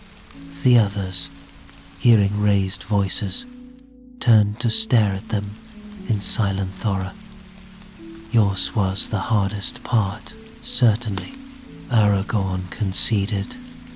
His rising anger mixed with memories of the guilt he had felt on the day he was forced to choose which path to follow. "But I never thought to return alive from the Black Gate either. You just make excuses. You can't understand. Now let me see to Mr. Frodo." Sam's tone was the sort generally used to address a rather dim-witted child. "Mr. Frodo and Mr. Pippin are gentle hobbits. They should be tended as they have been all their lives." "I'm just Mr. Frodo's gardener." "You'll find things have changed now, Sam," Aragorn replied, smiling. Now he knew what troubled Sam. "You are far more than just a gardener, as you'll discover once you are well." Sam said nothing. Aragorn gently eased the clean shirt over Sam's head and carefully pulled it down. "Rest now while I return to Frodo," he told him. "I should be tending Frodo," Sam said miserably. "I keep on letting him down. It's all my fault those orcs took him and that Gollum hurt this poor hand so." "It is not your fault," Aragorn said firmly. "Stop tormenting yourself. You are not well enough to care for Frodo yet." "And neither are you," Sam retorted as he struggled to toss it up. "I almost killed you too. I saw what happened. You almost died saving Mr. Pippin. Hush, it was my choice. You must stop blaming yourself. Aragorn's tone was a mixture of alarm and sternness. You too risked your life when you went with Frodo all the way to Mordor. Why didn't you come? Sam said with a flash of sudden anger. You are big and strong and could have protected him when I couldn't. You bound yourself to serve him through life or death. He had a hard choice to make, but could not abandon Merry and Pippin to torture and death. Aragorn said quietly, trying to restrain his own growing anger. Not so hard as walking through the Black Land with neither food nor water, Sam retorted, his voice growing louder. Not so hard as going where you felt you'd never return from. The others, hearing raised voices, turned to stare at them in silent horror. Yours was the hardest part, certainly, Aragorn conceded. His rising anger mixed with memories of the guilt he had felt on the day. He was forced to choose which path to follow. But I never thought to return alive from the Black Gate either. You just make excuses. You can't understand. Now let me see to Mr. Frodo. Sam struggled to get out of bed. The others moved forward in alarm, but Aragorn gestured them to keep back. Aragorn, his eyes flashing, grabbed Sam's wrists none too gently to restrain him. Sam retaliated by lashing out with his foot, catching Aragorn on his injured side. With a cry of pain, the man released Sam, who fell back on the bed, sobbing. Aragorn lifted Sam and held him close, resting the curly head against his uninjured shoulder and letting him cry until he had no tears left. This time, Sam did not attempt to pull away. When Aragorn put his arm around him, laid a hand on his head in comfort. Eventually, the curly head drooped with weariness, and Aragorn gently eased him down on the pallet. Go to sleep now, he said gently. I'll try, but it's so hard when all I see is ash and fire and orcs hurting Mr. Frodo. I never meant to hurt you, Mr. Strider. I'm sorry. As am I, Aragorn said gently, kissing the hobbit on the brow in Gondorian fashion. Aragorn tried to get to his feet and found himself swaying. Éomer and Legolas caught him in their strong arms and led him back to his own bed. Gimli went to soothe the other hobbits. Aragorn slumped wearily on his pallet, still supported by his friends. Are you injured? Asked Éomer. Let me see.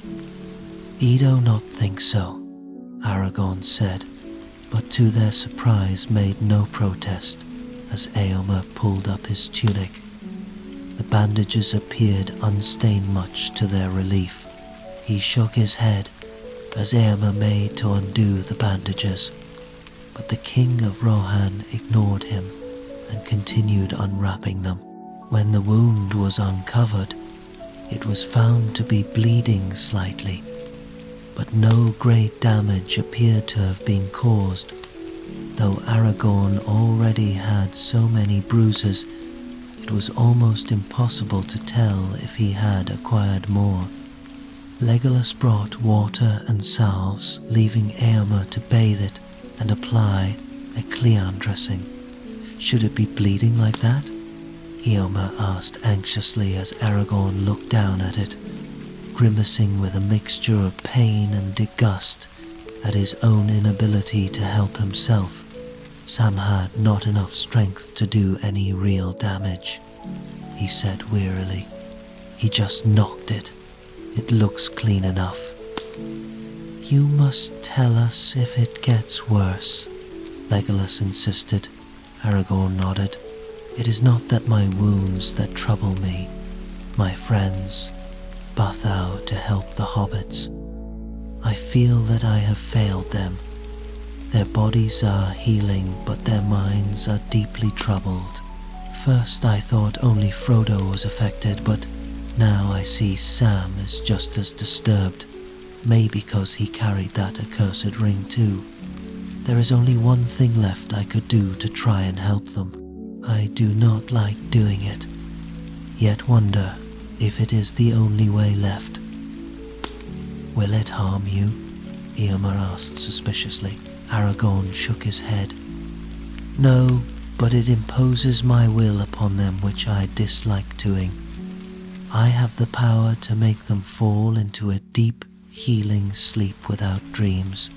They will wake briefly, just to take food and drink, but remember nothing. That sounds a good idea, Legolas replied. Yet when they awaken, will not everything trouble them the same as before? When I was in hiding from the enemy, I learned many ways to prop myself, Aragorn explained.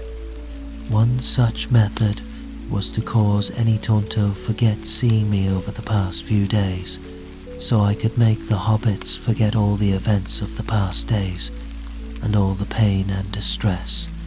Then do it for all our sakes, exclaimed Éomer, as Legolas nodded agreement.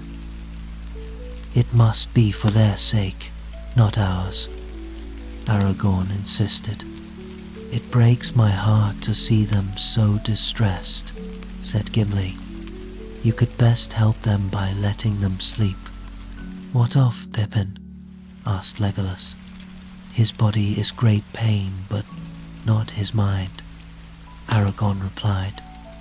I think Pippin must choose for himself. The sound of Sam crying suddenly interrupted the conversation. I will do it now, Aragorn said, sounded resolved. Éomer helped him to his feet, and he slowly and painfully made his way to Sam's bedside. I know now how I can help you, Sam, he told the troubled hobbit. Just close your eyes for a moment. Aragorn laid his palm on Sam's forehead, while gently brushing his eyelids with his fingertips and murmuring something in Elvish. Immediately the hobbit relaxed, and within a minute was sound asleep. Aragorn looked down at him for a moment, and then kissed him on the brow. Sleep peacefully, brave Master Samwise, he murmured. Hethan moved across to Frodo's bedside and bade him close his eyes too. I see such terrors when I try to sleep, Frodo protested. I promise you that will not happen, Aragorn replied. Frodo reluctantly complied, and within moments was in a deep, dreamless sleep. Aragorn bent and kissed him on the forehead as he whispered, Sleep peacefully, my valiant friend. Aragorn stood for a moment sadly looking down at them, and then with Éomer's help made his way to Pippin's bedside. He came straight to the point.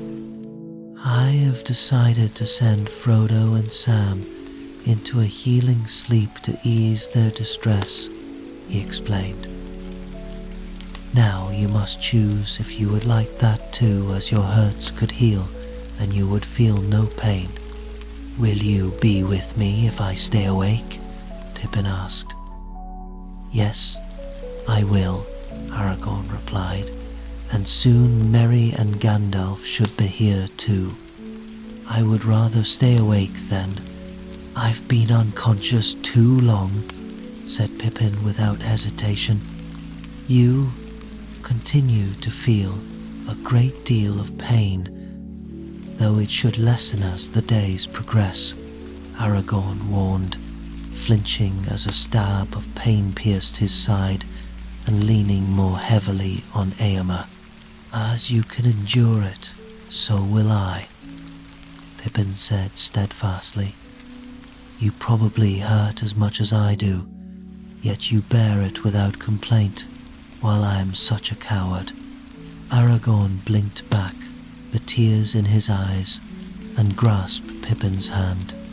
"Never say you are a coward, Peregrine Took," he said huskily.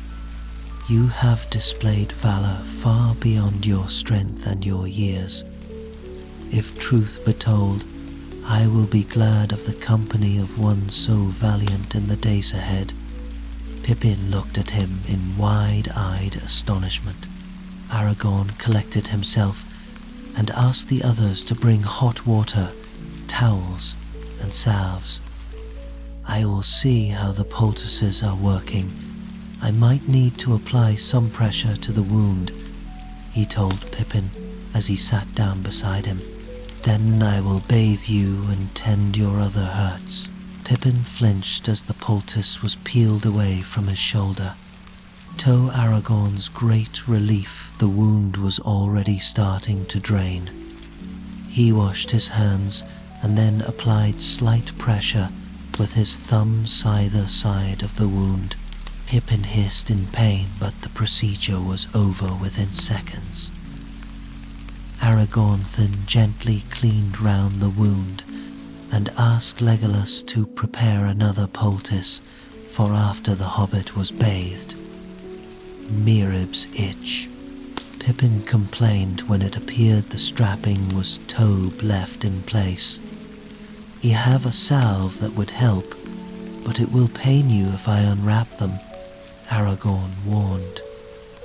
"I would find that easier to endure than this feeling 1,000 ants are running over me," Pippin replied.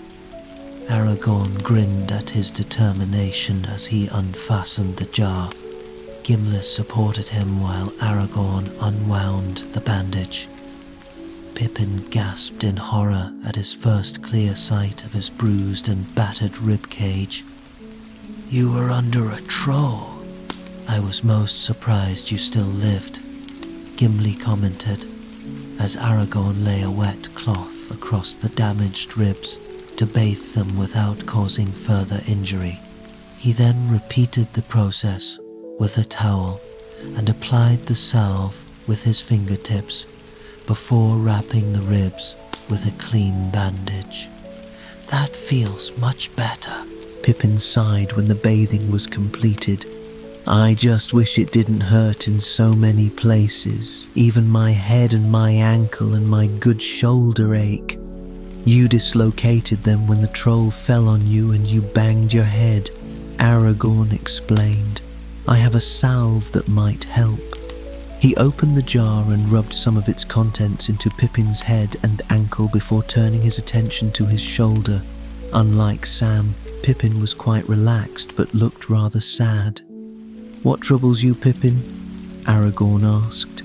"I miss Merry and Sam and Frodo being well enough to talk to and just being with them," Pippin replied rather wistfully.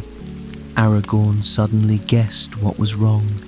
He had learned hobbits were affectionate creatures, and Pippin especially so. Impulsively he satiated the edge of Pippin's palate and with some difficulty eased the hobbit to a sitting position, taking care not to dislodge the poultice, and then leaned him against his least injured shoulder and arranged the blankets round him to cover all but his head and shoulders. Pippin buried his dark curls against the king's neck and relaxed totally as Aragorn massaged the cream into his shoulder, gently kneading the damaged tissues. "Am I hurting you?" Pippin asked. "I know how much you were hurt, as I saw the others tending you." "My wounds are healing now," Aragorn said, avoiding a direct lie. "Does this cause you pain as the muscle is damaged?" Pippin shook his head. "No, and the cream smells so nice." He worked slowly, using an elven massage technique and allowing the young hobbit to find some comfort in the close proximity of another living being. Pippin did not speak for a few moments, and Aragorn wondered if he were falling asleep. "Why did you do it?" the hobbit asked suddenly and burst into tears. "Da what?" Aragorn asked in bewilderment. "Risk your life to save me," Pippin explained tearfully. Legolas and Gimli, who were sitting nearby, both groaned at the hobbit's astuteness. Taken aback, Aragorn paused in his ministrations. He thought for a moment before resuming. "Why, Strider?" Pippin persisted. Aragorn decided to answer with a question. "If you could save Merry, Frodo, or Sam, but had to take a risk to do so, would you?" he asked. "Yes, of course," Pippin replied without hesitating. "And why would you?" "They're my friends," Pippin said in a tone which suggested he thought the question foolish. "You have answered your own question," Aragorn said quietly. "But I'm just a hobbit, and you're the king." Pippin exclaimed, bewildered. "A king must always be the servant of his people. I would not deserve that title if I would not gladly sacrifice my life for me friends," Aragorn said emphatically. "And you, Pippin, are my friend, and I hope you always will consider me yours." "Edo," Pippin gulped as a tear rolled down his cheek. Aragorn gently wiped the tear away. "I expect you will soon forget all the big folk you met once you return to the Shire, and all your friends, not to mention the pretty hobbit lassies," he joked, attempting to lighten the mood. "Indeed I shan't." Pippin's tone was indignant. "I am a Knight of Gondor. Now the ring is destroyed and Sauron defeated. I will not hold you to your pledge, so you are free to return to the Shire," Aragorn replied. "Ye shall, as it's my home, but I belong now to Gondor too, and would keep my oath to my king, if you will have me." Pippin sounded a triple apprehensive as he spoke. "Indeed I will." It was Aragorn's turn to wipe a tear away as massaged Pippin's neck and upper back. The hobbit nuzzled against his shoulder as contentedly as a kitten before eventually falling asleep. Aragorn gently laid him down and smiled at the sleeping hobbit. These days had been hard, yet friendship and loyalty had sustained them. Éomer lingered for another night to satisfy himself that Aragorn was truly on the way to recovery, and then, after giving the King of Gondor and Arnor many injunctions not to overtax himself, left just after sunrise, riding with all haste to give Gandalf the good tidings. Their next few days passed peacefully. Frodo and Sam slept dreamlessly, unaware of being bathed, changed and rubbed with salves, and only dimly aware of half waking to swallow food and water. After his initial uncertainty, Aragorn now knew he had done the best thing to enable them to heal. He too rested and slowly regained his strength while tending to Pippin and enjoying his company and that of Legolas and Gimli. "You haven't smoked your pipe these last days, Strider," Pippin commented on the third day after Éomer left.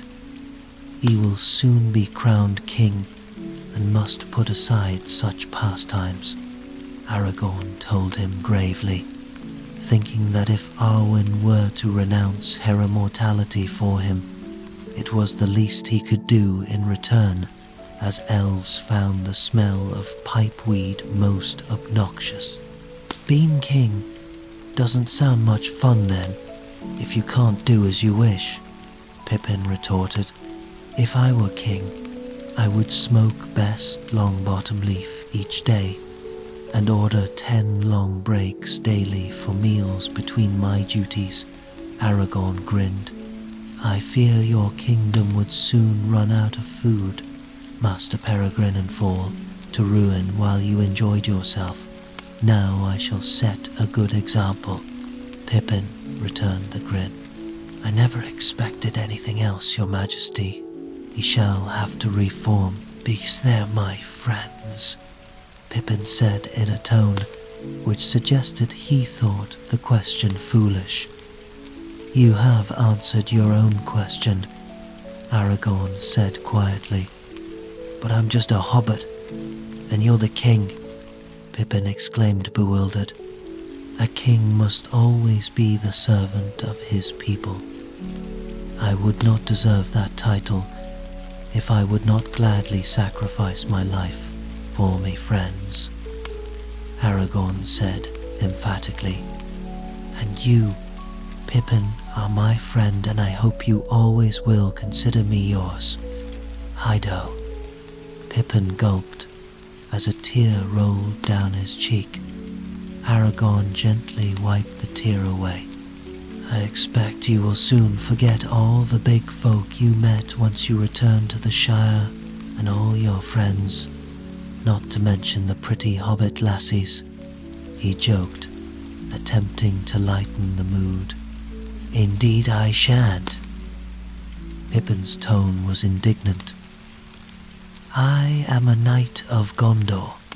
Now the ring is destroyed and Sauron defeated. I will not hold you to your pledge, so you are free to return to the Shire," Aragorn replied. "He shall, as it's my home, but I belong now to Gondor too, and would keep my oath to my king if you will have me." Pippin sounded a triple apprehensive as he spoke. "Indeed I will." It was Aragorn's turn to wipe a tear away as massaged Pippin's neck and upper back. The hobbit nuzzled against his shoulder as contentedly as a kitten, before eventually falling asleep. Aragorn gently laid him down and smiled at the sleeping hobbit.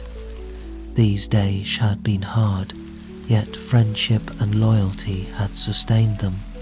Éomer lingered for another night to satisfy himself that Aragorn was truly on the way to recovery.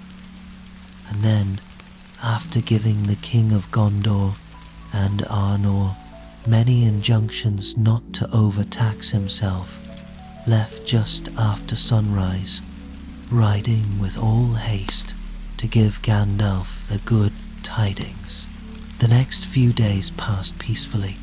Frodo and Sam slept dreamlessly, unaware of being bathed, changed and rubbed with salves, and only dimly aware of half waking to swallow food and water.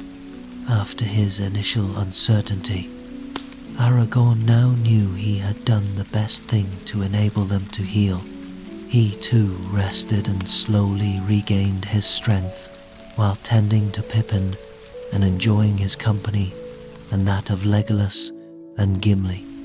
"You haven't smoked your pipe these last days, Strider," Pippin commented on the third day after Éomer left.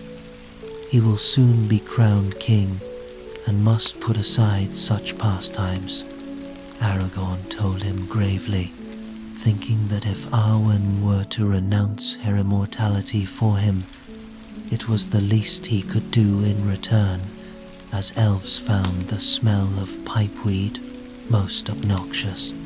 "Being king doesn't sound much fun then, if you can't do as you wish," Pippin retorted.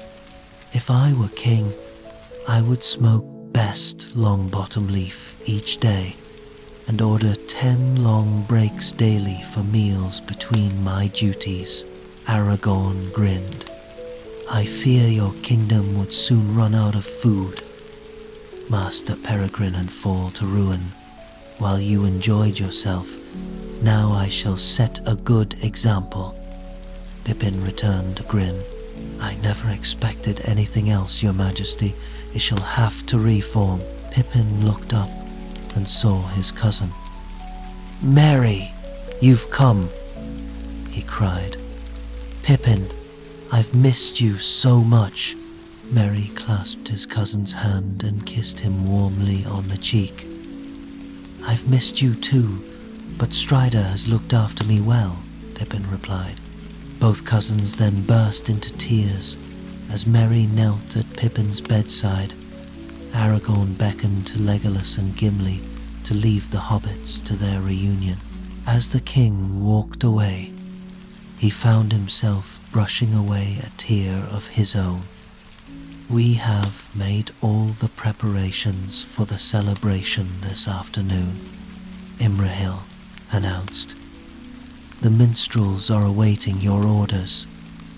Do you wish the tailors to measure the hobbits while they still sleep?" "A good idea," said Gandalf. "We need to be certain the new garments will fit properly. They should wear them for the celebration and not those filthy rags they wore in Mordor," Aragorn complained. "It is fitting that all see them as they were when they saved Middle-earth. No other garments could be nobler," the wizard replied. "We'll ensure Frodo has at least soft undergarments then," the king insisted. "It has taken many days of treatment with salves for his skin to heal. I will stay out of sight while you awaken Frodo," Gandalf said, changing the subject. "It might alarm him to see me as he believes I fell in Moria." The tailor bowed deeply and fled as Aragorn approached Frodo's bedside. "Why are people suddenly so afraid of me?" he asked Éomer. "I could have been transformed into a warg from the way they treat me." "You've become a king," Éomer told him ruefully. "I am learning it has its drawbacks, but no doubt we will become accustomed to it. Either that, or I issue a decree forbidding anyone to run away when they see the king approaching." Both men laughed before Aragorn became serious again as he prepared to awaken Frodo. "Will you fetch Merry and Pippin?" he asked Éomer. "It should help Frodo to see his cousins are safe and well.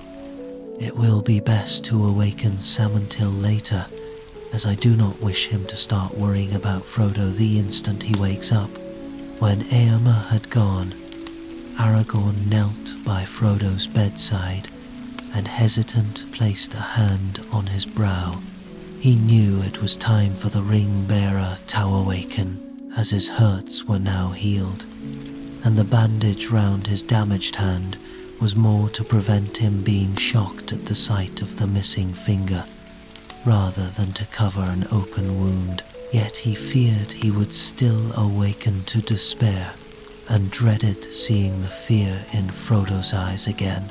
Taking a deep breath, Aragorn lightly brushed Frodo's eyelids with his fingertips, and then took one of the small hands between his own large ones. "Frodo, awake," he called. Frodo slowly opened his eyes and met Aragorn's anxious gaze. "Strider, where am I? What happened?" he asked. "You're safe in Ithilien, Frodo. You and Sam achieved the quest. The eagles rescued you." Aragorn smiled at the hobbit. "The last thing I remember is Sam leading me to higher ground when Mount Doom exploded," Frodo said thoughtfully, then became agitated. "Sam? Where is Sam?" "He's sleeping in the next bed to you. He will awaken soon. We're alive. We made it." Frodo clutched Aragorn's fingers as if to assure himself that the other were real. "I remember now." Aragorn held his breath. Frodo looked at his bandaged hand. "Gollum bit off my finger and Sam had nothing to bind it with. Then there was dust and ash everywhere. We thought we'd never see the Shire again, and how we've here, we re-alive and safe." He laughed joyfully. Aragorn heaved an inward sigh of relief. He patted Frodo on the shoulder and rose to his feet. Merry came running across the grass and flung his arms around his cousin. Pippin followed more slowly, as he had only been able to get out of bed for the first time the previous day. "Frodo, you're awake. I'm so happy." The cousins' joyful laughter rang round the field, and all who heard it rejoiced. Aragorn left the cousins to their joyful reunion. He knew not what the future might hold, but today was a time for celebration. His own wounds and those of the Hobbits were healing. Middle-earth was saved from Sauron's evil, and spring had come again, the spring they never thought they'd live to see. Truly, they were blessed by the Valar. The end.